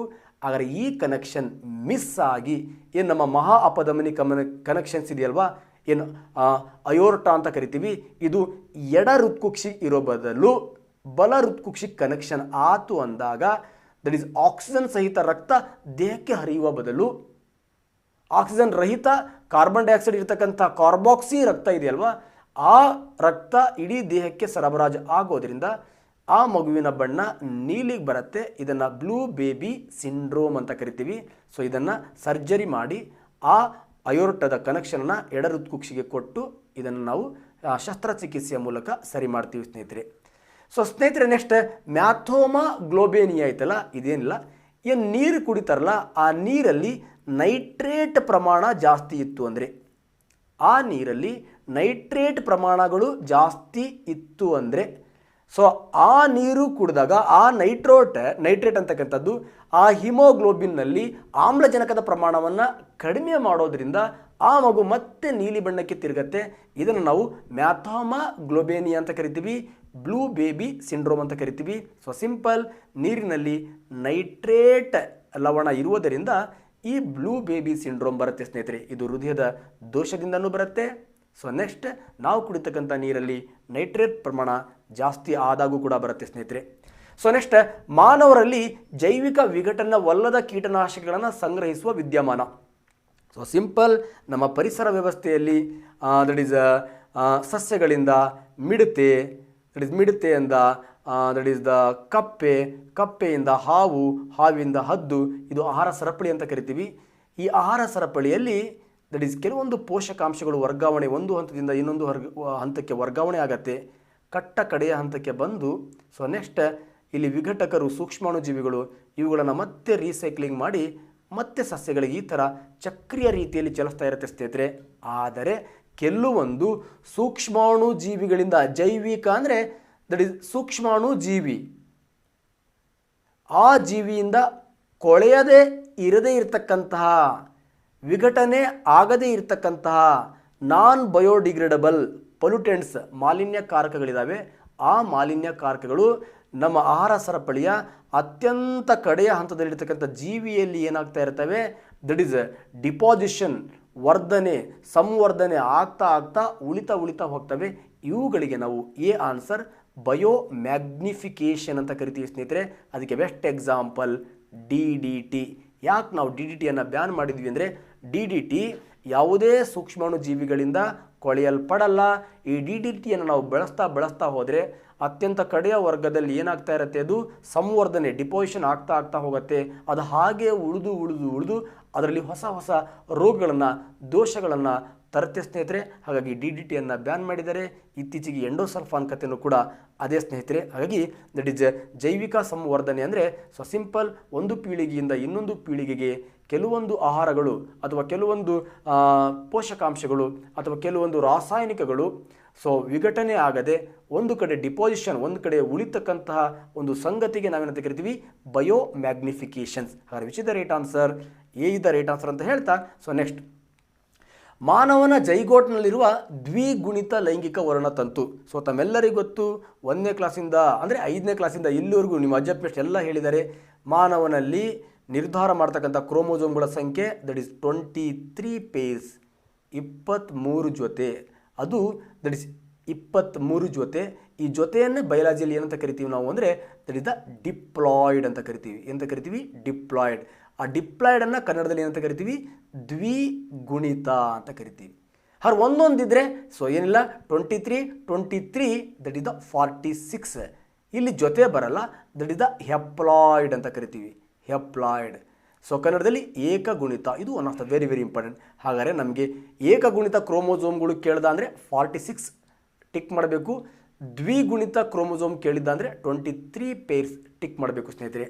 ಈ 23 ಪೇರ್ಸಲ್ಲಿ 22 ಜೊತೆ, 22 ಜೊತೆ ಇದೆಯಲ್ವಾ, ಅವು ನಮ್ಮ ದೇಹದ ಲಕ್ಷಣಗಳನ್ನು ನಿರ್ಧಾರ ಮಾಡ್ತವೆ. ಹಾಗಾಗಿ ಈ 22 ಜೊತೆ ಕ್ರೋಮೋಸೋಮನ್ನು ನಾವು ಆಟೋಸೋಮ್ ಅಂತ ಕರಿತೀವಿ ಸ್ನೇಹಿತರೆ. ದಟ್ ಈಸ್ ದೇಹದ ಒಂದು ಪರಿಸ್ಥಿತಿಯನ್ನು ನಿರ್ಮಾಣ ಮಾಡ್ತಕ್ಕಂಥದ್ದು. ಉಳ್ಕೊಂಡಿರ್ತಕ್ಕಂಥದ್ದು 23ರಲ್ಲಿ 22 ಹೋದರೆ ಉಳ್ಕೊಂಡಿರ್ತಕ್ಕಂಥದ್ದು ಒಂದು ಜೊತೆ, ಅದು X ಆಗಿದ್ರೆ ಹೆಣ್ಣು, XY ಆಗಿದ್ರೆ ದಟ್ ಈಸ್ ದ ಗಂಡು ಸ್ನೇಹಿತರೆ. ಹಾಗಾಗಿ ನಮ್ಮ ಮಾನವನ ಜೈಗೋಟ್ನಲ್ಲಿರುವ ದ್ವಿಗುಣಿತ ಬಾಡಿ ಕ್ರೋಮೋಸೋಮ್ ಅಂತ ಕೇಳಿದ್ರೆ 22. ಇಲ್ಲಿ ಸೆಕ್ಸ್ ಕ್ರೋಮೋಸೋಮ್ ಕೇಳಿದ್ದಾನೆ. Sex chromosome 1 pair. ಯಾಕಂದರೆ 1 ಪೇರ್, ಯಾಕಂದರೆ ಡಿಪ್ಲಾಯ್ಡ್ ನಂಬರ್ ಕೇಳಿದ್ದಾನೆ. That is 1 pair. That is complete. C is the right answer. So ಸ್ನೇಹಿತರೆ, ಇಲ್ಲಿ ದ್ವಿಗುಣಿತ ಕೇಳೋ ಬದಲಿ ಎಲ್ಲರ ಏಕಗುಣಿತ ಕೇಳಿದ್ದರೆ ಲೈಂಗಿಕ XX 2 D is the right answer ಆಗ್ತಾ ಇತ್ತು. ಹಾಗಾಗಿ ಇಲ್ಲಿ ಜೊತೆ ಆರ್ ಡಿಪ್ಲಾಯ್ಡ್ ಕೇಳಿದ್ದಾನೆ. C is the right answer ಅಂತ ಹೇಳ್ತಾ ಸೊ ನೆಕ್ಸ್ಟ್ ಪ್ರಶ್ನೆಗೆ ಎಂಟ್ರಿ ಆಗ್ತೀನಿ ಸ್ನೇಹಿತರೆ. ಮಾನವನ ದೇಹದಲ್ಲಿರುವ ಅತ್ಯಂತ ಸಣ್ಣ ಸ್ನಾಯು ಯಾವುದು? One of the very important. So simple, ಸಣ್ಣ ಮಾಂಸ, ಕಿವಿಯಲ್ಲಿ ಸಣ್ಣ ಮೂಳೆ ಇದೆ. ಆ ಮೂಳೆ ಇರೋ ಜಾಗದಲ್ಲೇ ಸಣ್ಣ ಸ್ನಾಯು ಇದೆ. ದಟ್ ಸ್ನಾಯು ಕಿವಿಯಲ್ಲಿದೆ. ದಿಸ್ ಸ್ಟೆಪಿಡಿಯಸ್. ಓಕೆ, ಅತ್ಯಂತ ಬಲಿಷ್ಠವಾಗಿರ್ತಕ್ಕಂಥ ಸ್ನಾಯು ವೃಷ್ಟ ಭಾಗದಲ್ಲಿದೆ, ದಟ್ ಇಸ್ ದ ಗ್ಲಾಟಿಯಸ್ ಮ್ಯಾಕ್ಸಿಮಸ್. ಅತ್ಯಂತ ಉದ್ದವಾಗಿರ್ತಕ್ಕಂಥ ಸ್ನಾಯು, ಉದ್ದವಾಗಿರ್ತಕ್ಕಂಥ ಮೂಳೆ ಫೀಮರ್. ಆ ಫೀಮರ್ ಜಾಗದಲ್ಲಿ ಇರ್ತಕ್ಕಂಥದ್ದೇ ಸರ್ಟೋರಿಯಸ್. ಹಾಗಾದ್ರೆ ಫೀಮರ್ ಎಲ್ಲಿದೆ? ತೊಡೆಯಲ್ಲಿ ಇದೆ. ಎಸ್, ಸರ್ಟೋರಿಯಸ್ಸು ಕೂಡ ಯಾವುದರಲ್ಲಿ ಇದೆ ಅಂದರೆ ದಟ್ ಇಸ್ ದ ತೊಡೆಯಲ್ಲಿ ಇದೆ ಸ್ನೇಹಿತರೆ. One of the very very important. ಹಾಗಾದರೆ ಸರ್ಟೋರಿಯಸ್ ಅಂತಕ್ಕಂಥದ್ದು ಅತ್ಯಂತ ಉದ್ದ ಸ್ನಾಯು, ಗ್ಲಾಟಿಯಸ್ ಮ್ಯಾಕ್ಸಿಮಸ್ ಅಂತಕ್ಕಂಥದ್ದು ಅತ್ಯಂತ ಬಲಿಷ್ಠ ಅಂಡ್ ದೊಡ್ಡ ಸ್ನಾಯು. ನೆಕ್ಸ್ಟ್ ಟೆಪಿಡಿಯಸ್ ಅಂತಕ್ಕಂಥದ್ದು ಅತ್ಯಂತ ಚಿಕ್ಕ ಸ್ನಾಯು ಸ್ನೇಹಿತರೆ. ಈ ಪಿ ಪಿ ಟಿಯನ್ನು ನೋಡ್ಕೊಳ್ಳಿ. ನಮ್ಮ ಸರ್ಟೋರಿಯಸ್, ಓಕೆ, ನಮ್ಮ ಸರ್ಟೋರಿಯಸ್ ಇದೆಯಲ್ವಾ, ಈ ಸರ್ಟೋರಿಯಸ್ ಅಂತಕ್ಕಂತಹ ದಟ್ ಇಸ್ ಅತ್ಯಂತ ಉದ್ದ ಸ್ನಾಯು. ಸೊ ತೊಡೆಯ ಭಾಗದಲ್ಲಿದೆ, ಉದ್ದ ಮೂಳೆ ಇಲ್ಲಿದೆ, ಉದ್ದ ಮೂಳೆ. ಸೊ ನೆಕ್ಸ್ಟ್ ವೃಷ್ಟ ಭಾಗದಲ್ಲಿ that is one of the very very important, that is gluteus maximus ಇದೆ. ಹಾಗಾದರೆ ದಟ್ ಈಸ್ ಕಿವಿ ಭಾಗದಲ್ಲಿ ನಮ್ದು ದಟ್ ಈಸ್ ಸ್ಟೆಪಿಡಿಯಸ್ ಇದೆ. ಹಾಗಾದರೆ ಸ್ಟೆಪಿಡಿಯಸ್ ಅಂಡ್ ಸ್ಟಿರ್ಅಪ್ ಎರಡು ಬ್ಯೂಟಿಫುಲ್ ಆಗಿ ನೆನ್ಪಿಟ್ಕೋಬೋದು. ಸಣ್ಣ ಮೂಳೆ, ಸಣ್ಣ ಸ್ನಾಯು, ದಟ್ ಈಸ್ ಉದ್ದ ಸ್ನಾಯು, ದೊಡ್ಡ ಸ್ನಾಯು. ಓಕೆ, ನೆನಪಿಟ್ಕೊಳ್ಳಿ ಸ್ನೇಹಿತರೆ. So next one of the very very important, ಮನುಷ್ಯನಲ್ಲಿ ಬಣ್ಣ ಗ್ರಹಿಕೆ. ಹಾಗಾದರೆ ಬಣ್ಣ ಗ್ರಹಿಕೆ ಅಂದರೆ ಚರ್ಮನ, ಓಕೆ, ರಾಡ್ ಮತ್ತು ಕೋನ್ ಕೇಳಿದ ಅಂದಮೇಲೆ 100% ಕಣ್. ಸಿಂಪಲ್. ಈ ರಾಡ್ ಅಂಡ್ ಕೋನ್ ಕೋಶಗಳಿದೆಯಲ್ವಾ, ಕೋನ್ ಕೋಶಗಳು ನಮ್ಮ ಕಣ್ಣಿನ ಯಾವ ಭಾಗದಲ್ಲಿ ಇರುತ್ತೆ? That is one of the very very important, that is the retina. ಆ ರೆಟಿನಾ ಕನ್ನಡದಲ್ಲಿ ಅಕ್ಷಿಪಟಲ. ಓಕೆ, ಈ ರೆಟಿನಾ, ಈ ಅಕ್ಷಿಪಟಲದಲ್ಲಿ ದೃಶ್ಯಗ್ರಾಹಕ ಫೋಟೋ ರಿಸೆಪ್ಟರ್ ಸೆಲ್ಸ್ ಇದೆ. ದೃಶ್ಯವನ್ನು ಗ್ರಹಿಸ್ತಕ್ಕಂಥ ಕೋಶಗಳು ಒಂದು ರಾಡ್, ಇನ್ನೊಂದು ಕೋನ್. ಈ ರಾಡ್ ಅಂತಕ್ಕಂಥದ್ದು ಮಂದ ಬೆಳಕನ್ನು ಗ್ರಹಿಸಿದ್ರೆ, ಕೋನ್ ಅಂತಕ್ಕಂಥದ್ದು ಪ್ರಕಾಶಮಾನವಾದ ಬೆಳಕು ಮತ್ತು ಬಣ್ಣವನ್ನು ಗ್ರಹಿಸುತ್ತೆ. ಆ ರಾಡ್ ಅಂತಕ್ಕಂಥದ್ದು ಮಂದ ಬೆಳಕು. ಯಾರಿಗೂ ಒಬ್ಬನಿಗೆ ಮಂದ ಬೆಳಕಲ್ಲಿ ಸರಿಯಾಗಿ ಕಣ್ಣು ಕಾಣ್ತಾ ಇಲ್ಲ, ರಾಡ್ ಸರಿಯಾಗಿ ಕೆಲಸ ಮಾಡ್ತಾ ಇಲ್ಲ, ದಟ್ ಈಸ್ ರಾಡ್ ಸರಿಯಾಗಿ ಕೆಲಸ ಮಾಡ್ತಾ ಇಲ್ಲ, ದಟ್ ಈಸ್ ದ ಇರುಳು ಕುರುಡು, ಆ ರಾತ್ರಿ ಕುರುಡು, ಆರ್ ನೈಟ್ ಲೋಪಿಯಾ ಅಂತ ಕರಿತೀವಿ. ಇದು ನಮ್ಮ ನೈಟ್ ಲೋಪಿಯಾ, or scientific name nyctalopia. That is the night blindness. ಯಾಕೆ ನೀವು ನೈಟ್ ಕಾಣ್ತಾ ಇಲ್ಲ ಕಣ್ಣು? ನೈಟ್ ಅಂದರೆ ಬೆಳಕು ಕಡಿಮೆ ಇರತಕ್ಕಂಥ ಸಂದರ್ಭದಲ್ಲಿ ಕೆಲಸ ಮಾಡ್ತಕ್ಕಂಥ ರೆಟಿನದ ರಾಡ್ ಕೋಶಗಳು ಸರಿಯಾಗಿ ಕೆಲಸ ಮಾಡ್ತಾ ಇಲ್ಲ. ಯಾಕೆ ಮಾಡ್ತಾ ಇಲ್ಲ ಅಂದರೆ ಇದಕ್ಕೊಂದು ಪಿಗ್ಮೆಂಟ್ ಸಿಗ್ತಾ ಇಲ್ಲ. ಆ ಪಿಗ್ಮೆಂಟ್ ಈಸ್ ರೊಡಾಪ್ಸಿನ್. ರೊಡಾಪ್ಸಿನ್ ಅನ್ನೋ ಪಿಗ್ಮೆಂಟ್ ಸಿಗ್ತಾ ಇಲ್ಲ, ಅದಕ್ಕೆ ರಾಡ್ ಸ್ಟ್ರಾಂಗ್ ಇಲ್ಲ. ರಾಡ್ ಸ್ಟ್ರಾಂಗ್ ಇಲ್ಲದೆ ಇರೋದ್ರಿಂದ ಮಂದ ಬೆಳಕಲ್ಲಿ ಕಣ್ಣು ಕಾಣ್ತಾ ಇಲ್ಲ. ಇವನು ರಾತ್ರಿ, ದಟ್ ಇಸ್ ಆ 1, ಆ 2, ಆ 3. ಪ್ರಕಾಶಮಾನವಾದ ಬೆಳಕು ಮತ್ತು ಬಣ್ಣವನ್ನು ಗ್ರಹಿಸ್ತಕ್ಕಂತಹ ಜೀವಕೋಶಗಳು ಕೋನ್ ಸ್ನೇಹಿತರೆ. One of the very very important. ಇದರ ಬಗ್ಗೆ ಸಂಪೂರ್ಣ ಮಾಹಿತಿ ಕಣ್ಣಸಲಿಗೆ ಕಣ್ಣಿನ ಪಟ ನೋಡಿ, ಅಲ್ಲಿ ನಾನು ಕಂಪ್ಲೀಟ್ ಡೀಟೇಲ್ ಕೊಟ್ಟಿದ್ದೀನಿ. ಬಣ್ಣವನ್ನು ಗ್ರಹಿಸ್ತಕ್ಕಂತಹ ಕೋಶಗಳು ಕೋನ್. ಸಾಮಾನ್ಯವಾಗಿ ಗಂಡಸರಿಗಿಂತ ಹೆಂಗಸರಲ್ಲಿ ಕೋನ್ಗಳ ಸಂಖ್ಯೆ ಏನಾಗಿರುತ್ತೆ? ಜಾಸ್ತಿ ಇರುತ್ತೆ. ಅದಕ್ಕೆ ಜವಳಿ ಅಂಗಡಿಗೆ ಹೋದಾಗ ಗಂಡಸರು ಒಂದು 5 ನಿಮಿಷ, 10 ನಿಮಿಷ, ಅರ್ಧ ಗಂಟೆಯಲ್ಲಿ ಬಟ್ಟೆ ಸೆಲೆಕ್ಟ್ ಮಾಡಿದ್ರೆ ಹೆಂಗಸರು ಬೆಳಗ್ಗೆಯಿಂದ ಸಂಜೆವರೆಗೂ ಸೆಲೆಕ್ಟ್ ಮಾಡ್ತಾರೆ. ಯಾಕೆ? ಗಂಡಸರಿಗೆ ಕಾಣೋದು ಒಂದೇ ರೆಡ್ ಶರ್ಟ್. ಯಾಕಂದರೆ ಹೆಂಗಸರಲ್ಲಿ ಕೋನ್ಗಳ ಸಂಖ್ಯೆ ಜಾಸ್ತಿ ಇದೆ, ಬಣ್ಣ ಎರ್ರಬಿರ್ರಿ. ಹಾಗಾಗಿ ಹೆಂಗಸರು ರೆಡ್ಡಲ್ಲೇ ಅನೇಕ ರೆಡ್ ಕಾಣ್ತಿರ್ತದೆ ಅವರಿಗೆ. ಹಾಗಾಗಿ ಸೊ ಹೆಂಗಸರಲ್ಲಿ ಕೋನ್ ಇದೆ, ಕೋನ್ ಬಣ್ಣವನ್ನು ಗ್ರಹಿಸತ್ತೆ. So simple. ಮನುಷ್ಯನಲ್ಲಿ ಬಣ್ಣ ಅಂತಕ್ಕಂಥ ಕ್ವಶನ್ ಬಂದಾಗ ಎ ಆಪ್ಷನ್ ರಾಡ್ ಇಲ್ಲ, ಸಿ ಆಪ್ಷನ್ ರಾಡ್ ಇಲ್ಲ, ಕೋನ್, ದಟ್ ಈಸ್ ಕೋನ್. ಓ, ಹಾಗಾದರೆ ಇಲ್ಲಿ ರೊಡಾಪ್ಸಿನ್ ಅನ್ನೋದು ರಾಡ್ ಕೋಶಗಳನ್ನು ಸ್ಟಿಮ್ಯುಲೇಟ್ ಮಾಡ್ತಕ್ಕಂಥ ಪಿಗ್ಮೆಂಟ್. ಹಾಗಾದ್ರೆ ಉಳ್ಕೊಂಡಿರ್ತಕ್ಕಂಥದ್ದು ಅಯೋಡಾಪ್ಸಿನ್ ಅಂತಕ್ಕಂಥದ್ದು ಕೋನನ್ನು ಸ್ಟಿಮ್ಯುಲೇಟ್ ಮಾಡ್ತಕ್ಕಂಥ pigment. D is the right answer ಸ್ನೇಹಿತರೆ. ಕೋನ್ ಅಯೋಡಾಪ್ಸಿನ್ ಜಾಸ್ತಿ ಆದಾಗ ಕೋನ್ಗಳು ಸೂಪರಾಗಿ ಕೆಲಸ ಮಾಡುತ್ತೆ. ಕೋನ್ಗಳು ಸೂಪರಾಗಿ ಕೆಲಸ ಮಾಡಿದಾಗ ಕಲರ್ಗಳು ಬ್ಯೂಟಿಫುಲ್ ಆಗಿ ಕಾಣುತ್ತೆ ಸ್ನೇಹಿತರೆ. ಈ ಒಂದು ಬ್ಯೂಟಿಫುಲ್ ಮಾಹಿತಿನ ನೋಡ್ಕೊಳ್ಳಿ ಅಂತ ಹೇಳ್ತಾ, ಸೊ ನೆಕ್ಸ್ಟ್ ಝೋನೋಸಿಸ್. ಈ ರೋಗಗಳು ಹೇಗೆ ಬರುತ್ತೆ? ಸೊಳ್ಳೆಗಳಿಂದ ಬರುತ್ತೆ, ಆನುವಂಶೀಯವಾಗಿ ಬರುತ್ತೆ, ಬ್ಯಾಕ್ಟೀರಿಯಾಗಳಿಂದ ಬರುತ್ತೆ, ವೈರಸ್ಗಳಿಂದ ಬರುತ್ತೆ. ಕೆಲವೊಂದು ರೋಗಗಳು ಪ್ರಾಣಿಗಳಿಂದ ಮನುಷ್ಯನಿಗೆ ಬರುತ್ತೆ. Example that is Lisa virus ಅಂತಕ್ಕಂಥ ವೈರಸ್ ಒಂದು ನಾಯಿಯಲ್ಲಿ ಇತ್ತು ಅಂದರೆ, ಆ ನಾಯಿ ನಮಗೆ ಕಚ್ಚಿತು ಅಂದರೆ ನಮಗೊಂದು ರೋಗ ಬರುತ್ತೆ, ರೆಬಿಸ್ ರೋಗ. That is September 28, that is rabies ರೋಗದ ದಿನಾಚರಣೆ ಸ್ನೇಹಿತರೆ. ಈ ರೆಬಿಸ್ ರೋಗಕ್ಕೆ ಚುಚ್ಚುಮದ್ದನ್ನು ಕಂಡುಹಿಡಿದ ವಿಜ್ಞಾನಿ ಲೂಯಿಸ್ ಪಾಶ್ಚರ್. ಇದಕ್ಕೆ ಹುಚ್ಚು ನಾಯಿ ಕಡಿತದಿಂದ ಬರ್ತಕ್ಕಂಥ ರೋಗ ಅಂತ ಕರಿತೀವಿ. ಈ ರೋಗ ಹೆಂಗೆ ಬರುತ್ತೆ? ನಾಯಿಯಿಂದ, ದಟ್ ಇಸ್ ಮನುಷ್ಯನಿಗೆ ಬರುತ್ತೆ. ಸೊ ನಾಯಿ ಮೀನ್ಸ್ ಪ್ರಾಣಿಗಳಿಂದ ಮನುಷ್ಯನಿಗೆ ಬರ್ತಕ್ಕಂಥ ರೋಗಗಳನ್ನು ನಾವೇನಂತ ಕರಿತೀವಿ, ಜೂನೋಸಿಸ್ ಅಂತ ಕರಿತೀವಿ, ಆರ್ ಜೂನೋಟಿಕ್ ರೋಗಗಳು ಅಂತ ಕರಿತೀವಿ ಸ್ನೇಹಿತರೆ. That is one of the very very important. Anthrax ಕೂಡ ಹೌದು. ಈ ಥರ ಪ್ರಾಣಿಗಳಿಂದ ಮನುಷ್ಯನಿಗೆ ಬರ್ತಕ್ಕಂಥ ರೋಗಗಳನ್ನು ಒಂದ್ಸತಿ ನೋಡ್ಕೊಳ್ಳಿ. D is the right answer ಅಂತ ಹೇಳ್ತಾ, ಸೊ ನೆಕ್ಸ್ಟ್, ಕೆಳಗಿನ ಯಾವ ಪರಿಸ್ಥಿತಿ ರಕ್ತಹೀನತೆಗೆ ಕಾರಣವಾಗುತ್ತದೆ? ಓಕೆ, ಏನಿದು ರಕ್ತಹೀನತೆ? ರಕ್ತಹೀನತೆ ಅಂದರೆ ಏನಿಲ್ಲ, ದಟ್ ಈಸ್ RBC, ಕೆಂಪು ರಕ್ತಗಳ ಪ್ರಮಾಣ ಕಡಿಮೆ ಆಗೋದು. ಓಕೆ, ಕೆಂಪು ರಕ್ತಗಳ ಜೀವಿತಾವಧಿ ನಿಮಗೆ ಗೊತ್ತು, 100 to 120 ಡೇಸ್. ಬ್ಲಡ್ ಬಗ್ಗೆನೂ ಬ್ಯೂಟಿಫುಲ್ ಕಾನ್ಸೆಪ್ಟನ್ನು ಕೊಟ್ಟಿದ್ದೀನಿ. ಸಾಧನಾ ಶಂಕರ್ ಯೂಟ್ಯೂಬ್ ಚಾನಲ್ನ ನೋಡಿ ಎಂಜಾಯ್ ಮಾಡಿ, ಇದ್ರ ಬಗ್ಗೆ ಜಾಸ್ತಿ ಹೇಳಲ್ಲ ನಾನು. ಹಾಗಾದರೆ ಈ ಕೆಂಪು ರಕ್ತ ಕಣಗಳು RBC ಇದೆಯಲ್ವಾ, ಈ RBCಗಳ ಪ್ರಮಾಣ ಕಡಿಮೆ ಆದರೆ ರಕ್ತಹೀನತೆ ಆಗತ್ತೆ. ಆ ರಕ್ತಹೀನತೆಯನ್ನೇ ನಾವೇನಂತ ಕರಿತೀವಿ, ಅನಿಮಿಯಾ ಅಂತ ಕರಿತೀವಿ ಸ್ನೇಹಿತರೆ, ಅನಿಮಿಯಾ. ಹಾಗಾದರೆ ಇದರಲ್ಲಿ ಯಾವ ರೋಗ ಅನಿಮಿಯಾವನ್ನು ಉಂಟು ಮಾಡುತ್ತೆ? ಪರ್ಪೊರ ಅಂದರೆ ಏನು? ಏನಿಲ್ಲ ಸ್ನೇಹಿತರೆ, ಈ ಪುರ ಅಂತಕ್ಕಂಥ ರೋಗ ಇದೆಯಲ್ವಾ, ಏನಿಲ್ಲ, ಏನು ರಕ್ತನಾಳಗಳು, ಏನು ನಮ್ಮ ಲೋಮನಾಳಗಳು ಅಂತ ಏನು ಕರಿತೀವಿ, ಆ ಲೋಮನಾಳಗಳ ಡ್ಯಾಮೇಜ್ ಆಗಿ ಆ ಲೋಮನಾಳಗಳು ಒಂದಕ್ಕೊಂದು ಹೊಡ್ಕೊಂಡು, ಸೊ ಆ ಚರ್ಮದ ಮೇಲೆ ದಟ್ ಈಸ್ ರೆಡ್ ಪ್ಯಾಚಸ್ಗಳಾಗತ್ತೆ. ಇದಕ್ಕೆ ನಾವು ಪರ್ಪುರ ಡಿಸೀಸ್ ಅಂತ ಕರಿತೀವಿ ಸ್ನೇಹಿತರೆ. ಇದು ಲೋಮನಾಳಗಳು ಹೊಡೆದು ಬರ್ತಕ್ಕಂಥದ್ದು. ಇಲ್ಲಿ ಯಾವುದೇ ಕಾರಣಕ್ಕೂ ರಕ್ತಹೀನತೆ ಆಗಲ್ಲ. ಹಿಮೋಫೀಲಿಯಾ, ರಕ್ತ ಹಾಗೆ ಇರುತ್ತೆ, ರಕ್ತದಲ್ಲಿ ಪ್ಲೇಟ್ಲೆಟ್ಸ್ ದಟ್ ಈಸ್ ಕಿರುತಟ್ಟೆಗಳ ಪ್ರಮಾಣ ಕಡಿಮೆಯಾಗಿ ಆ ರಕ್ತ ಹೆಪ್ಪುಗಟ್ಟದೇ ಇರತಕ್ಕಂಥ ಸ್ಥಿತಿಗೆ ಬರುತ್ತೆ. ಆ ರಕ್ತ ಕ್ಲಾಟಿಂಗ್ ಆಗದೇ ಇರತಕ್ಕಂಥ ಸ್ಥಿತಿಗೆ ನಾವು ಹಿಮೋಫೀಲಿಯಾ ಅಂತ ಕರಿತೀವಿ. ಇದು ಇಂಗ್ಲೆಂಡ್ನ ರಾಣಿ ಮನೆತನವನ್ನು ಸಂಪೂರ್ಣ ನಾಶ ಮಾಡಿರ್ತಕ್ಕಂತಹ ಒಂದು ರೋಗ. ಹಾಗಾಗಿ ಇದಕ್ಕೆ ರಾಯಲ್ ಡಿಸೀಸ್ ಅಂತಾನು ಕೂಡ ಕರಿತೀವಿ ಸ್ನೇಹಿತರೆ.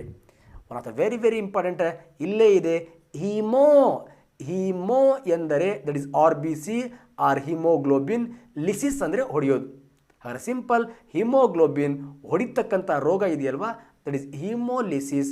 ಯಾವಾಗ ಹಿಮೋಗ್ಲೋಬಿನ್ ಹೊಡಿತಾ ಹೋಗುತ್ತೋ ಆವಾಗ RBCಗಳ ಪ್ರಮಾಣ ಕಡಿಮೆ ಆಗುತ್ತೆ. RBCಗಳ ಪ್ರಮಾಣ ಕಡಿಮೆ ಆದಾಗ ರಕ್ತಹೀನತೆ ಆರ್ ಅನಿಮಿಯಾ ಉಂಟಾಗತ್ತೆ. That is C the right answer ಸ್ನೇಹಿತರೆ. ನೆಕ್ಸ್ಟ್ ಇನ್ನೊಂದು ಲಾಸ್ಟ್ ಇದೆ, ದಟ್ ಈಸ್ ಹಿಮೋಫ್ಲೇಜಿಯಾ. ಈ ಹಿಮೋಫ್ಲೇಜಿಯಾ ಅಂತಕ್ಕಂಥದ್ದು ರಕ್ತಕ್ಕೆ ಸಂಬಂಧಪಟ್ಟಂಥ ಆಪ್ಷನ್ನೇ ಅಲ್ಲ ಸ್ನೇಹಿತರೆ. ಮೆದುಳಿನ ಯಾವುದೇ ಒಂದು ಭಾಗ ನಿಷ್ಕ್ರಿಯ ಆದಾಗ ಆ ಭಾಗಕ್ಕೆ ಸಂಬಂಧಪಟ್ಟಂಥ ಅಂಗಗಳು ತನ್ನ ಅಸ್ತಿತ್ವವನ್ನು ಕಳ್ಕೊಳ್ಳುತ್ತೆ. ಮೀನ್ಸ್ ಪ್ಯಾರಲೈಸಿಸ್, ಪಾರ್ಶ್ವವಾಯುವಿಗೆ ಸಂಬಂಧಪಟ್ಟಂಥ ರೋಗ, ದಟ್ ಈಸ್ ಹೆಮಿಫ್ಲೇಜಿಯಾ. ಹಾಗಾದರೆ ಸಿಂಪಲ್, ಈ ಒಂದು ಕ್ವಶನ್ಸ್ಗೆ answer C is the right answer. ರಕ್ತಹೀನತೆ, ಹಿಮೋಲಿಸಿಸ್, ರಕ್ತ ಹೆಪ್ಪುಗಟ್ತಾ ಇಲ್ಲ, ಹಿಮೋಫೀಲಿಯಾ, ಪರ್ಪುರ ಏನು ರಕ್ತ ಲೋಮನಾಳಗಳು ಹೊಡೆದು ಚರ್ಮದ ಮೇಲೆ ರೆಡ್ ಪ್ಯಾಚಸ್ ಬರ್ತಕ್ಕಂಥದ್ದನ್ನು ನಾವು ಪರ್ಪುರ ಅಂತ ಕರಿತೀವಿ. ಈ ಮೂರು ರಕ್ತಕ್ಕೆ ಸಂಬಂಧಪಟ್ಟದ್ರೆ ಹೆಮಿಫ್ಲೇಜಿಯಾ ಅಂತಕ್ಕಂಥದ್ದು ನಮ್ಮ ಮೆದುಳಿಗೆ ಪ್ಯಾರಲಿಸಿಸ್ಗೆ ಸಂಬಂಧಪಟ್ಟಂಥ ನರಗಳಿಗೆ ಸಂಬಂಧಪಟ್ಟಿರ್ತಕ್ಕಂಥ ಒಂದು ರೋಗ ಸ್ನೇಹಿತರೆ. ಸಿ ದ ರೈಟ್ ಆನ್ಸರ್ ಅಂತ ಹೇಳ್ತಾ, ಆಹಾರದಲ್ಲಿ ಉಪ್ಪಿನ ಮುಖ್ಯ ಬಳಕೆ. SDF, KS, UPSC ಬರುತ್ತೆ ಅಂತ ಅಣ್ಣ ಬ್ಯೂಟಿಫುಲ್ ಆಗಿ ನನ್ನ ಹೃದಯದಿಂದ ಹಾಕಿರ್ತಕ್ಕಂಥ ಕ್ವಶನ್. ಆಹಾರದಲ್ಲಿ ಉಪ್ಪಿನ ಮುಖ್ಯ ಬಳಕೆ. ಎಕ್ಸಾಮಲ್ಲಿ ಟೆನ್ಷನ್. ಉಪ್ಪಿಗಿಂತ ರುಚಿ ಇಲ್ಲ, ತಾಯಿಗಿಂತ ಬಂಧು ಇಲ್ಲ. ಈ ಪ್ರಶ್ನೆಗೆ ಉತ್ತರನೇ ಗೊತ್ತಾಗ್ತಾ ಇಲ್ಲ. ಯಾಕೆ ಹಾಕ್ತಾರೆ ಫುಡ್ಡಲ್ಲಿ, ಯಾಕೆ ಸಾಲ್ಟನ್ನು ಹಾಕ್ತಾರೆ? ಸೊ ಸ್ನೇಹಿತರೆ, ರುಚಿಯನ್ನು ಮಾಡಲಿಕ್ಕೆ ಹಾಕ್ತಾರಾ, HCl ರಿಲೀಸ್ ಆಗಲಿ ಅಂತ ಹಾಕ್ತಾರಾ, ಅಡುಗೆ ಈಸಿ ಆಗಲಿ ಅಂತ ಹಾಕ್ತಾರಾ, ಆಹಾರ ಕೆಡಬಾರ್ದು ಅಂತ ಹಾಕ್ತಾರಾ? ಅಯ್ಯೋ, ಕನ್ಫ್ಯೂಸ್ ಆಗ್ತಿದೆಯಲ್ಲ. ಸೊ ಸಿಂಪಲ್ ಸ್ನೇಹಿತರೆ, ಉಪ್ಪಲ್ಲಿ ಏನಿದೆ, ದಟ್ ಈಸ್ ಸೋಡಿಯಂ ಕ್ಲೋರೈಡ್. ಇದನ್ನು ನಾವು ಟೇಬಲ್ ಸಾಲ್ಟ್ ಅಂತ ಕರಿತೀವಿ. ಇದನ್ನು ತಯಾರಿಸೋ ಮುಂದೆ ಇದು ಯಾವ ಸಾಲ್ಟ್ ಆಗಿರುತ್ತೆ? ರಾಕ್ ಸಾಲ್ಟ್ ಆಗಿರುತ್ತೆ. ರಾಕ್ ಸಾಲ್ಟ್ ಎಕ್ಸಾಂಪಲ್, ಸಮುದ್ರದಿಂದ ನಾವು ರಾಕ್ ಸಾಲ್ಟನ್ನು ತಯಾರಿಸ್ತೀವಿ. ರಾಕ್ ಸಾಲ್ಟ್ ಅಂದರೆ ಅಶುದ್ಧತೆಯನ್ನು ಹೊಂದಿರತಕ್ಕಂಥ ಉಪ್ಪು. ರಾಕ್ ಸಾಲ್ಟಿಂದ ಶುದ್ಧ ಉಪ್ಪನ್ನು ತಯಾರಿಸ್ತೀವಿ. ಆ ಶುದ್ಧ ಉಪ್ಪನ್ನು ಟೇಬಲ್ ಸಾಲ್ಟ್, ಅದು ಕೂಡ ನಾನು ಆಮ್ಲ, ಪ್ರತ್ಯಾಮ್ಲ, ಲವಣಗಳಲ್ಲಿ ಡಿಟೇಲಾಗಿ ಹೇಳಿದ್ದೀನಿ. ಒಮ್ಮೆ ನೋಡ್ಕೊಳ್ಳಿ ಸ್ನೇಹಿತರೆ. One of the very very important. ಈ ಸಾಲ್ಟನ್ನು ಅಡುಗೆ ಮಾಡೋಕ್ಕೆ ಯಾಕೆ ಹಾಕಬೇಕು ಅಂದರೆ, ಸಾಲ್ಟಲ್ಲಿ ಏನಿದೆ, ಕ್ಲೋರಿನ್ ಇದೆ. ಆ ಆಹಾರದ ಮೂಲಕ ಕ್ಲೋರಿನ್ ಬಾಯಿಯಿಂದ ಅನ್ನನಾಳದ ಮೂಲಕ ಜಠರಕ್ಕೆ ಹೋದಾಗ ನಮ್ಮ ಜಠರ ಆ ಕ್ಲೋರಿನನ್ನು ಬಳಸ್ಕೊಂಡೇ HCl ಅನ್ನು ತಯಾರು ಮಾಡೋದು. HCl ಅಲ್ಲಿ ಏನು ರಪ್ ಅಂತ, energy is not be created, not be destroyed, but convert one form to another farm.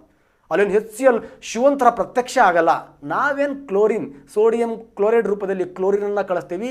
ಆ ಕ್ಲೋರಿನ್ ಜಠರಕ್ಕೆ ಹೋದಾಗ ನಮ್ಮ ಜಠರ ಹೈಡ್ರೋಜನ್ನ ಅಟ್ಯಾಚ್ ಮಾಡಿ HClನ ರಿಲೀಸ್ ಮಾಡುತ್ತೆ. ಈ HCl ಜಠರದಲ್ಲಿ ಪ್ರೋಟೀನ್ ಜೀರ್ಣಕ್ರಿಯೆ ಇದೆಯಲ್ವಾ, ಆ ಪ್ರೋಟೀನ್ ಜೀರ್ಣಕ್ರಿಯೆಗೆ ಬೇಕಾಗಿರ್ತಕ್ಕಂಥ ಪೆಪ್ಸಿನ್ ಎಂಜೈಮನ್ನು ಆಕ್ಟಿವೇಟ್ ಮಾಡುತ್ತೆ. ಪೆಪ್ಸಿನ್ ಎಂಜೈಮ್ಗೆ ಈ HCl ಸುಟ್ಟಾಗ ಪೆಪ್ಸಿನ್ ತುಂಬ ಸುಲಭವಾಗಿ ಪ್ರೋಟೀನನ್ನು ಏನು ಮಾಡುತ್ತೆ, ಜೀರ್ಣ ಮಾಡುತ್ತೆ. ಹಾಗಾದರೆ ಜಠರದಲ್ಲಿ ಯಾವ ಆಹಾರದ ಘಟಕ ಜೀರ್ಣ ಆಗುತ್ತೆ ಅಂದರೆ ಪ್ರೋಟೀನ್. ಹಾಗೆ ಸರ್ ಜಠರ ತೆಗೆದ್ಮೇಲೆ ನಾನು ಬದುಕ್ಬೋದಾ? ಯಾಸ್, ಪ್ರೋಟೀನ್ ಲೆಸ್ ಫುಡ್ಡನ್ನು ತೊಗೊಳ್ಬೇಕು. ಪ್ರೋಟೀನ್ ಎಲ್ಲಿ ಜೀರ್ಣ ಆಗುತ್ತೆ? ಜಠರ. ಸರ್ ಕಾರ್ಬೋಹೈಡ್ರೇಟ್ ಎಲ್ಲಿ ಜೀರ್ಣ ಆಗುತ್ತೆ? ದಟ್ ಇಸ್ ದ ಸಲೈವಾ, ಬಾಯಲ್ಲಿ ಜೀರ್ಣ ಆಗುತ್ತೆ. ಓಕೆ ಸ್ನೇಹಿತರೆ, ಇವೆಲ್ಲ ಜೀರ್ಣಕ್ರಿಯೆ ಬ್ಯೂಟಿಫುಲ್ ಟಾಪಿಕನ್ನು ಇಟ್ಕೊಂಡು ನೀವು ಎಕ್ಸಾಮಿಗೆ ಹೋಗೋ ಮುಂಚೆ ನೀವು ಇದಕ್ಕೆ ಡಿಸ್ಕಷನ್ ಮಾಡ್ತೀನಿ ಅಂತ ಹೇಳ್ತಾ, B is the right answer. Next one of the beautiful question, ಇದು ನನ್ನ ಬ್ಯೂಟಿಫುಲ್ ಕ್ವಶನ್. ಲ್ಯಾಟಿನ್ ಪದ ಫಾರ್ಮಿಕಾ ಅಂದರೆ ಇರುವೆ, ಇರುವೆ ಆ್ಯಂಡ್ಸ್. ಫಾರ್ಮಿಕ್ ಆಮ್ಲವನ್ನು ಈ ಹೆಸರನ್ನು ಲ್ಯಾಟಿನ್ ಪದದಿಂದ ಪಡೆಯಲಾಗಿದೆ. ಯಾಕೆ? ದಟ್ ಈಸ್ ಫಾರ್ಮಿಕ್ ಆಮ್ಲ. ಫಾರ್ಮಿಕ್ ಲ್ಯಾಟಿನ್ ಭಾಷೆಯಲ್ಲಿ ಫಾರ್ಮಿಕ್ ಅಂದರೆ ಇರುವೆ, ಆಮ್ಲ ಇರುವೆಯಿಂದ ಆಮ್ಲ. ನಿಮಗೆಲ್ಲ ಗೊತ್ತು ಫಾರ್ಮಿಕ್ ಆಮ್ಲ. ಇದಕ್ಕೆ ಇನ್ನೊಂದು ಹೆಸರು ಮೆಥನೋಯಿಕ್ ಆ್ಯಸಿಡ್ ಅಂತಲೂ ಕೂಡ ಕರೀತಾರೆ. ಇದನ್ನು ಎಲ್ಲಿ ಯೂಸ್ ಮಾಡ್ತೀವಿ?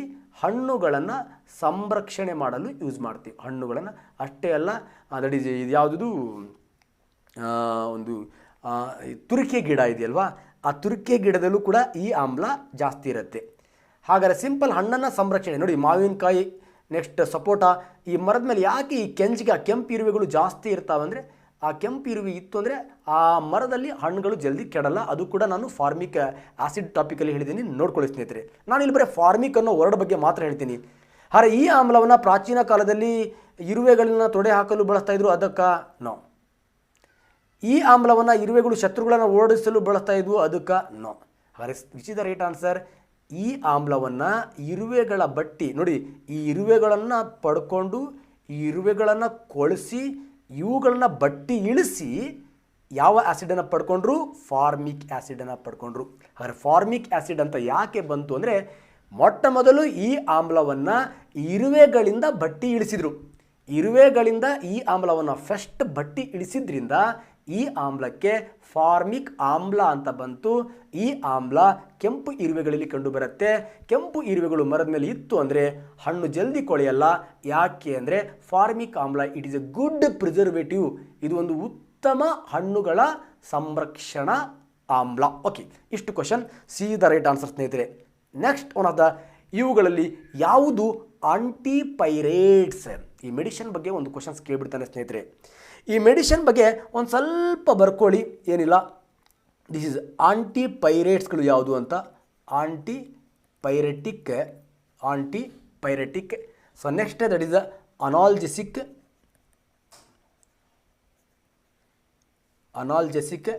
Next sedatives. ಲಾಸ್ಟ್ ಕ್ವಶನ್ ಸ್ನೇಹಿತರೆ, ಸೆಡೆಟಿವ್ಸ್. Next deworming. ಇನ್ನೊಂದು ದಟ್ ಈಸ್ ದ ಆಂಟಿಬಯೋಟಿಕ್. ಮತ್ತು ಆಂಟಿಜನ್ಸ್ ಎಲ್ಲ ಇದೆ, ಅವೆಲ್ಲ ನೋಡ್ಕೊ. Antibiotic, antiseptic. ಆಂಟಿಜನ್ಸ್ ಎಲ್ಲ ಆಂಟಿಸೆಪ್ಟಿಕ್ ಅವೆಲ್ಲ. ಸೊ ನೆಕ್ಸ್ಟ್ ಹೇಳ್ತೀನಿ ಸ್ನೇಹಿತರೆ, ಆಂಟಿಪೈರೆಟಿಕ್. ಇಲ್ಲೇ ನೋಡಿ, ಈ ಸೈನ್ಸಲ್ಲಿ ಪೈರೋ ಅಂತ ಎಲ್ಲರೇ ಬರಲಿ. That is a pyrology, pyrometallurgy. Pyro refers to temperature. ಹಾಗಾದರೆ ಆಂಟಿಪೈರೇಟ್ಗಳನ್ನು ಎಲ್ಲಿ ಯೂಸ್ ಮಾಡ್ತೀವಿ ನಾವು? ದಟ್ ಈಸ್ ಟೆಂಪರೇಚರ್ ಮೀನ್ಸ್ ಜ್ವರ ನಿವಾರಕವಾಗಿ ಬಳಸ್ತೀವಿ ಸ್ನೇಹಿತರೆ, ಜ್ವರ. ಹಾಗಾದರೆ ಜ್ವರ ನಿವಾರಕ ಯಾವುದು? ನಾನು ಹೇಳ್ತೀನಿ sir, that is the paracetamol. ಹಾಗಾದರೆ ಸಿಂಪಲ್ ಆಂಟಿಪೈರೇಟ್ಸ್ ಅಂದರೆ ನಿಮಗೆ ಕ್ಲಿಯರಾಗಿ ಗೊತ್ತಿದೆ. ದಟ್ ಈಸ್ ಪೈರೇಟ್ಸ್ ಅಂದರೆ ಜ್ವರ, ಟೆಂಪರೇಚರ್. ಹಾಗಾದರೆ ಆ ಜ್ವರ ಬಂದಾಗ ನಾವು ಸಾಮಾನ್ಯವಾಗಿ ಯಾವ ಮೆಡಿಷನ್ನ ತಗೊಳ್ತೀವಿ? That is the paracetamol. Next ನೋವು ನಿವಾರಕವನ್ನು ಏನಂತ ಕರಿತೀವಿ? ಅನಾಲ್ಜೆಸಿಕ್ ಅಂತ ಕರಿತೀವಿ, ನೋವು ನಿವಾರಕ. ಹಾಗಾದರೆ ಅನಾಲ್ಜೆಸಿಕ್ ಯಾವುದು? ಸೊ ಸಿಂಪಲ್ ಸ್ನೇಹಿತರೆ, ನಮ್ಮ ಬ್ರೂಫಿನ್ ಅಂತ ಕರಿತೀವಿ ನೋಡಿ, ಬ್ರೂಫಿನ್. ದಟ್ ಈಸ್ ದ ಐಬ್ರೋಫಿನ್ ಅಂತ ಕರಿತೀವಿ, ಬ್ರೂಫಿನ್. ಸೊ ಸ್ನೇಹಿತರೆ, ಈ ಬ್ರೂಫಿನ್ ಇರ್ಬೋದು, ಪ್ಯಾರಾಸೆಟಮಾಲ್ ಇರ್ಬೋದು, ನೆಕ್ಸ್ಟ್ ಆಸ್ಪರಿನ್. ಸೊ ಆಸ್ಪರಿನ್ ಅನಾಲ್ಜೆಸಿಕ್ ಅಂದರೆ ನೋವು ನಿವಾರಕ, ಪೇಯ್ನ್ ಕಿಲ್ಲರ್. ಹಾಗಾದರೆ ಆಸ್ಪ್ರಿನ್, ಐಬ್ರೋಫಿನ್ ಆರ್ ಬ್ರೂಫಿನ್ ಆರ್ ಪ್ಯಾರಾಸಿಟಮಲ್ ಇವೆಲ್ಲವೂ ಕೂಡ ಜ್ವರ ನಿವಾರಕನೂ ಹೌದು ಆ್ಯಂಡ್ ನೋವು ನಿವಾರಕನೂ ಹೌದು. ಸಾಮಾನ್ಯವಾಗಿ ನೋವಾದ್ರೇ ಜ್ವರ ಬರೋದು. ಇವೆರಡು ಕೂಡ ಎರಡು ಸೇರಿಕೊಂಡೇ ಇರುತ್ತೆ ಸ್ನೇಹಿತರೆ. ನೆಕ್ಸ್ಟ್ ಸೆಡಿಟಿವ್ಸ್ ಅಂತ. ಸೆಡಿಟಿವ್ಸ್ ಅಂದರೆ ಏನಿಲ್ಲ, ಸೆಡಿಟಿವ್ಸ್ ದಟ್ ಈಸ್ ಸೆಡಿಟಿವ್ಸ್ ಅಂದರೆ ಏನಿಲ್ಲ, ನಮ್ಮ ಬ್ರೈನ್ ಆಕ್ಟಿವಿಟಿ ಇದೆಯಲ್ವಾ, ಬ್ರೈನ್ ಆಕ್ಟಿವಿಟಿಯನ್ನು ಕಡಿಮೆ ಮಾಡ್ತಕ್ಕಂಥ ಮೆಡಿಷನ್ಸ್ಗೆ ಏನಂತ ಕರಿತೀವಿ, ಸೆಡೆಟಿವ್ಸ್ ಅಂತ ಕರಿತೀವಿ. ಏನು ಸರ್ ಬ್ರೈನ್ ಆಕ್ಟಿವಿಟಿ? ಏನೋ ಒಂದು ಡಿಸಪಾಯಿಂಟ್ ಆಗಿಬಿಡುತ್ತೆ ನಿನಗೆ, ಎಷ್ಟು ಹೇಳಿದ್ರು ಅದನ್ನು ಮರೆಯೋಕ್ಕೆ ಆಗ್ತಾನೇ ಇಲ್ಲ. ಅದೇ ನೆನಪು ಕಣ್ಣ ಸಲಿಗೆ ಅಥವಾ ಅನಿಸುತ್ತಿದೆ ಯಾಕೋ ಎಂದು ನಿನ್ನನ್ನು ಮರೆಯೋದು ಹೇಗೆ ಎಂದು. ಆವಾಗ ಡಾಕ್ಟರ್ ಒಂದು ಬ್ಯೂಟಿಫುಲ್ ಸೆಡೆಟಿವ್ಸನ್ನು ಕೊಡ್ತಾನೆ. ಹೇಗೆ ಅಂದರೆ ನೀನೇನು ಎರ್ರಬೇರಿ ಯೋಚನೆ ಮಾಡ್ತಿದ್ಯಾ ಆ ಬ್ರೈನ್ ಆಕ್ಟಿವಿಟಿಯನ್ನು ಕಡಿಮೆ ಮಾಡಲಿಕ್ಕೆ ಮೆಡಿಷನ್ಸ್ ಕೊಡ್ತಾನೆ. ಆ ಮೆಡಿಷನ್ಸ್ ಇದೆಯಲ್ವಾ, ಆ medicines that is ethyl alcohol ನಾವು ತಗೊಳ್ತೀವಿ. ಅದು ಬಿಟ್ಟರೆ ದಟ್ ಇಸ್ ದ ಆಲ್ಫ್ರಾಜೋಲಮ್. ಇವೆಲ್ಲ ಟ್ಯಾಬ್ಲೆಟ್ಗಳನ್ನು ನಿನ್ನ brain activity or anxiety or sleeping, ಯಾಕೋ ನಿದ್ದೆ ಬರ್ತಾ ಇಲ್ಲ, ಸೊ ಸ್ಲೀಪಿಂಗ್ ಮಾಡಬೇಕು, ನಿನ್ನ ಬ್ರೈನ್ ಆಕ್ಟಿವಿಟಿನ ಡಲ್ ಮಾಡಬೇಕು. ಯಾಕೋ ಅನಾಕ್ಸಿಟಿ, ಏನೋ ಬರೀ ಭಯದ ವಾತಾವರಣ, ಏನು ನಾನು ಏನೇನೋ ಯೋಚನೆ ಮಾಡ್ತಾ ಇದ್ದೀನಿ, ಅನಾಕ್ಸಿಟಿ. ಇಂಥ ಸಂದರ್ಭದಲ್ಲಿ ಬ್ರೈನ್ ಆಕ್ಟಿವಿಟಿಯನ್ನು ಕಡಿಮೆ ಮಾಡಲಿಕ್ಕೆ ಡಾಕ್ಟರ್ಸ್ಗಳು ಸೆಡೆಟಿವನ್ಸನ್ನು ಕೊಡ್ತಾರೆ ಸ್ನೇಹಿತರೆ. ಸಾಮಾನ್ಯವಾಗಿ ಸೆಡೆಟಿವ್ ಆಗಿ ಲೋಕಲ್ ಆಗಿ ಬೆಳೆಸ್ತಕ್ಕಂಥದ್ದು ದಟ್ ಈಸ್ ಸಾರಾಯಿ, ಈಥೈಲ್ ಆಲ್ಕೋಹಾಲ್. ನೆಕ್ಸ್ಟ್ ಮೆಡಿಷನ್ಸ್ಗಳು ಕೂಡ ಇದೆ ಸ್ನೇಹಿತರೆ, ಆ ಮೆಡಿಷನ್ಸ್ಗಳು ಕೂಡ ಒಂದು ಸತಿ ನೋಡ್ಕೊಳ್ಳಿ. So next one of the very very important that is the deworming. Deworming ಏನು ಸರ್ ಇದು ಡಿವರ್ಮಿಂಗ್? ವರ್ಮ್ ಅಂದ್ರೆ ಗೊತ್ತಿದೆ, ಈ ಹುಳುಗಳಿಂದ ಏನಾರು ರೋಗ ಬಂತು ಅಂದರೆ ಆ ಹುಳುಗಳನ್ನು ಸಾಯಿಸಲಿಕ್ಕೆ ಡಿವರ್ಮಿಂಗ್, ದಟ್ ಈಸ್ ಎಲ್ಲರಿಗೂ ಡಿ ಆಪ್ಷನ್ ಗೊತ್ತಿದೆ, ದಟ್ ಇಸ್ ದ ಆಲ್ಬೆಂಡಾಜೋಲ್. ಜಂತು ಹುಳುವಿನಿಂದ ಆಸ್ಕರಿಸ್ ಅಂತಕ್ಕಂಥ ರೋಗ ಬಂತು ಅಂದರೆ ಈ ಆಲ್ಬೆಂಡಾಜೋಲ್ ಅಂತಕ್ಕಂಥ ಟ್ಯಾಬ್ಲೆಟನ್ನು ಕೊಡ್ತಾನೆ. ನಮ್ಮ ಘನ ಸರ್ಕಾರ 14 ವರ್ಷದ ಒಳಗಡೆ ಇರತಕ್ಕಂಥ ಮಕ್ಕಳಿಗೆ 6 ತಿಂಗಳಿಗೆ ಒಂದು ಸತಿ, 6 ತಿಂಗಳಿಗೆ ದಟ್ ಈಸ್ 400 ಗ್ರಾಮ್ದ 6 ತಿಂಗಳಿಗೆ ಒಂದು ಸತಿ ಆಲ್ಬೆಂಡಾಜೋಲ್ ಕೊಡುತ್ತೆ. ಹೊಟ್ಟೆಲಿ ಅದರ ಹುಳ ಇದ್ರೆ ಸತ್ತೋಗ್ಬಿಡ್ಲಿ, ಇವನಿಗೆ ಶಕ್ತಿ ಜಾಸ್ತಿ ಆಗಲಿ ಅಂತ. ಸೊ ಸ್ನೇಹಿತರೆ ಈ ಆಂಟಿಪೈರೆಟಿಕ್, ಅನಾಲ್ಜೆಸಿಕ್, ಸೆಡೆಟಿವ್ಸ್ ಆ್ಯಂಡ್ ಡಿವರ್ಮಿಂಗ್ ಆದಮೇಲೆ ನೆಕ್ಸ್ಟ್ ಇನ್ನೊಂದು ದಟ್ ಇಸ್ ದ ಆಂಟಿಬಯೋಟಿಕ್. ನಿಮ್ಮ ಪಿ ಸಿಲಿ ಭಾರಿ ಕೇಳ್ತಾನೆ ಇದು ಆಂಟಿಬಯೋಟಿಕ್. ಆಂಟಿಬಯೋಟಿಕ್ ಯಾವುದರ ವಿರುದ್ಧ ಅಂದರೆ ದಟ್ ಇಸ್ ಬ್ಯಾಕ್ಟೀರಿಯಾ. ಏನು ಬ್ಯಾಕ್ಟೀರಿಯಾಗಳಿಂದ ಬರ್ತಕ್ಕಂಥ ರೋಗಗಳಿದೆ ಆ ರೋಗಗಳ ವಿರುದ್ಧ ಬಳಸ್ತಕ್ಕಂಥ ಒಂದು ಬ್ಯೂಟಿಫುಲ್ ಮೆಡಿಷನ್ಸ್ ಆಂಟಿಬಯೋಟಿಕ್. ನಿಮಗೆಲ್ಲ ಗೊತ್ತಿದೆ, ಮೊಟ್ಟ ಮೊದಲ ಆಂಟಿಬಯೋಟಿಕ್ ಪೆನಿಸಿಲಿನ್ ಕಂಡುಹಿಡಿದಂಥ ವಿಜ್ಞಾನಿ ಅಲೆಕ್ಸಾಂಡರ್ ಫ್ಲೆಮಿಂಗ್ ಯಾವ ಒಂದು ಸಿಲಿಂಡರ್ದಿಂದ ಕಂಡುಹಿಡಿದ ಪೆನಿಸಿಲಿಯಂ ನೊಟೇಟಮ್. ಈ ಸಿಲಿಂಡರ್ದಿಂದ ಪೆನಿಸಿಲಿನ್ ಅಂತಕ್ಕಂಥ ಔಷಧಿಯನ್ನು ಕಂಡುಹಿಡಿದ.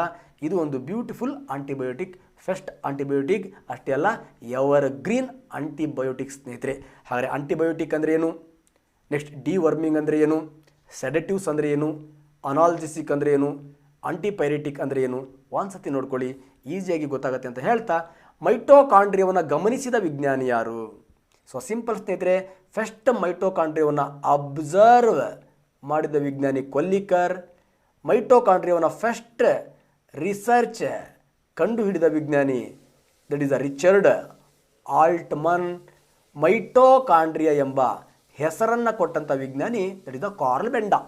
ಫಸ್ಟ್ ನೋಡಿದವನು, ಕಂಡು ಹಿಡಿದವನು, ಹೆಸರು ಕೊಟ್ಟವನು. ಹಾಗಾದ್ರೆ ನೋಡಿದವನು ಕೊಲ್ಲಿಕರ್, ಕಂಡು ಹಿಡಿದವನು ರಿಚರ್ಡ್ ಆಲ್ಟ್ಮನ್, ಹೆಸರನ್ನು ಕೊಟ್ಟವನು ಕಾರ್ಲ್ ಬೆಂಡಾ. ಓಕೆ, ಇವು ಮೂರು ಡೀಟೇಲಾಗಿ ನೋಡ್ಕೋತೀರಿ. ರಿಚರ್ಡ್ ಆಲ್ಟ್ಮನ್ ಕಂಡು ಹಿಡಿದಾಗ ಇದಕ್ಕೆ ಮೈಟೋಕಾಂಡ್ರಿಯಾ ಅಂತ ಹೆಸರಿರಲಿಲ್ಲ, ಬಯೋಬ್ಲಾಸ್ಟ್ ಅಂತ ಹೆಸರಿತ್ತು. ಈ ಬಯೋಬ್ಲಾಸ್ಟ್ ಹೆಸರನ್ನು ಮೈಟೋಕಾಂಡ್ರಿಯಾ ಅಂತ ಇಟ್ಟಂಥ ಮಹನೀಯ ದಟ್ ಇಸ್ ದ ಕಾರ್ಲ್ ಬೆಂಡಾ. ವಿಟ್ಟೇಕರ್ ತಮ್ಮೆಲ್ಲರಿಗೂ ಗೊತ್ತು, 5 ಸಾಮ್ರಾಜ್ಯವನ್ನು ಪರಿಚಯಿಸಿದ ವಿಜ್ಞಾನಿ. ಆ 5 ಸಾಮ್ರಾಜ್ಯದಲ್ಲಿ ಒಂದು ಸಾಮ್ರಾಜ್ಯವನ್ನು 1996ರಲ್ಲಿ ಕಂಡುಹಿಡಿತಾನೆ. ಆ ಸಾಮ್ರಾಜ್ಯನೇ ದಟ್ ಇಸ್ ದ ಮೈಕೋಟಾ. ಹಾಗಾದರೆ ಮೈಕೋಟಾ ಸಾಮ್ರಾಜ್ಯವನ್ನು ಕಂಡುಹಿಡಿದ ವಿಜ್ಞಾನಿ ಯಾರು? ರಾಬರ್ಟ್ ವಿಟ್ಟೇಕರ್. ಅದಕ್ಕೆ ಸಂಬಂಧಪಟ್ಟಂಥ 25ನೇ ಪ್ರಶ್ನೆಯನ್ನು ನೋಡ್ಕೊಳ್ಳಿ ಸ್ನೇಹಿತರೆ. ಈ ಮೈಕೋಟಾ ಸಾಮ್ರಾಜ್ಯ ಅಥವಾ ಈ ಶಿಲೀಂಧ್ರ ದಟ್ ಇಸ್ ದ ಫಂಗಸ್, ಕೊಳೆತಿನಿ ಎಲ್ಲ ನೋಡಿ, ಮೆಟ್ಟು ಕೆರಾಸ್ ತಿಪ್ಪರಂಗೆ. ಶಿಲೀಂಧ್ರ ಅಂದ್ರೂ ಅದೇ, ಫಂಗಸ್ ಅಂದ್ರೂ ಅಂದರೆ, ಕೊಳೆತಿನಿ ಅಂದ್ರೂ ಅಂದರೆ ದಟ್ ಇಸ್ ದ ಸ್ಯಾಪ್ರೋಫೈಟ್ಸ್ ಅಂತಲೂ ಕೂಡ ಕರಿತೀವಿ, ಸ್ಯಾಪ್ರೋಫೈಟ್ಸ್. ಸೊ ಸ್ನೇಹಿತರೆ, ಇವೆಲ್ಲವೂ ಒಂದೇ ಪರ್ಯಾಯ ಪದಗಳು. ಹಾಗಾದ್ರೆ ಈ ಶಿಲೀಂಧ್ರ ಅಂತಕ್ಕಂಥದ್ದು 1996 ನಮ್ಮ ರಾಬರ್ಟ್ ವಿಟ್ಟೇಕರ್ನಿಂದ ಹುಟ್ಟಿರ್ತಕ್ಕಂಥ ವಂಶ. ಹಾಗಾದರೆ 1996 ಮುಂಚೆ ಎಲ್ಲಿತ್ತು? ಯಾವ ಸಾಮ್ರಾಜ್ಯದಲ್ಲಿತ್ತಿದು? ಯಾವ ಸಾಮ್ರಾಜ್ಯದಲ್ಲಿತ್ತು ಅಂದರೆ ದಟ್ ಈಸ್ ಸಸ್ಯ ಸಾಮ್ರಾಜ್ಯದಲ್ಲಿ ಈ ಶಿಲೀಂಧ್ರ ಇತ್ತು.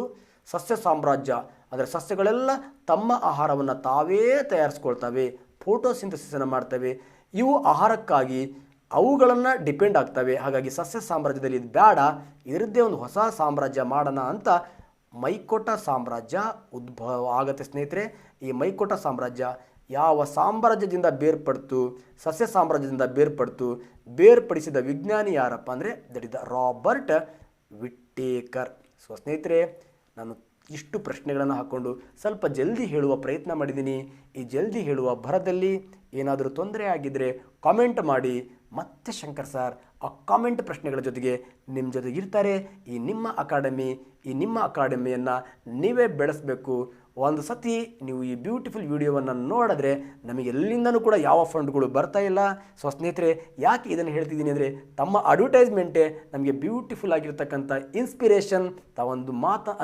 ತಾವೊಂದು ನಿರ್ಧಾರವನ್ನು ಮಾಡಬೇಕು.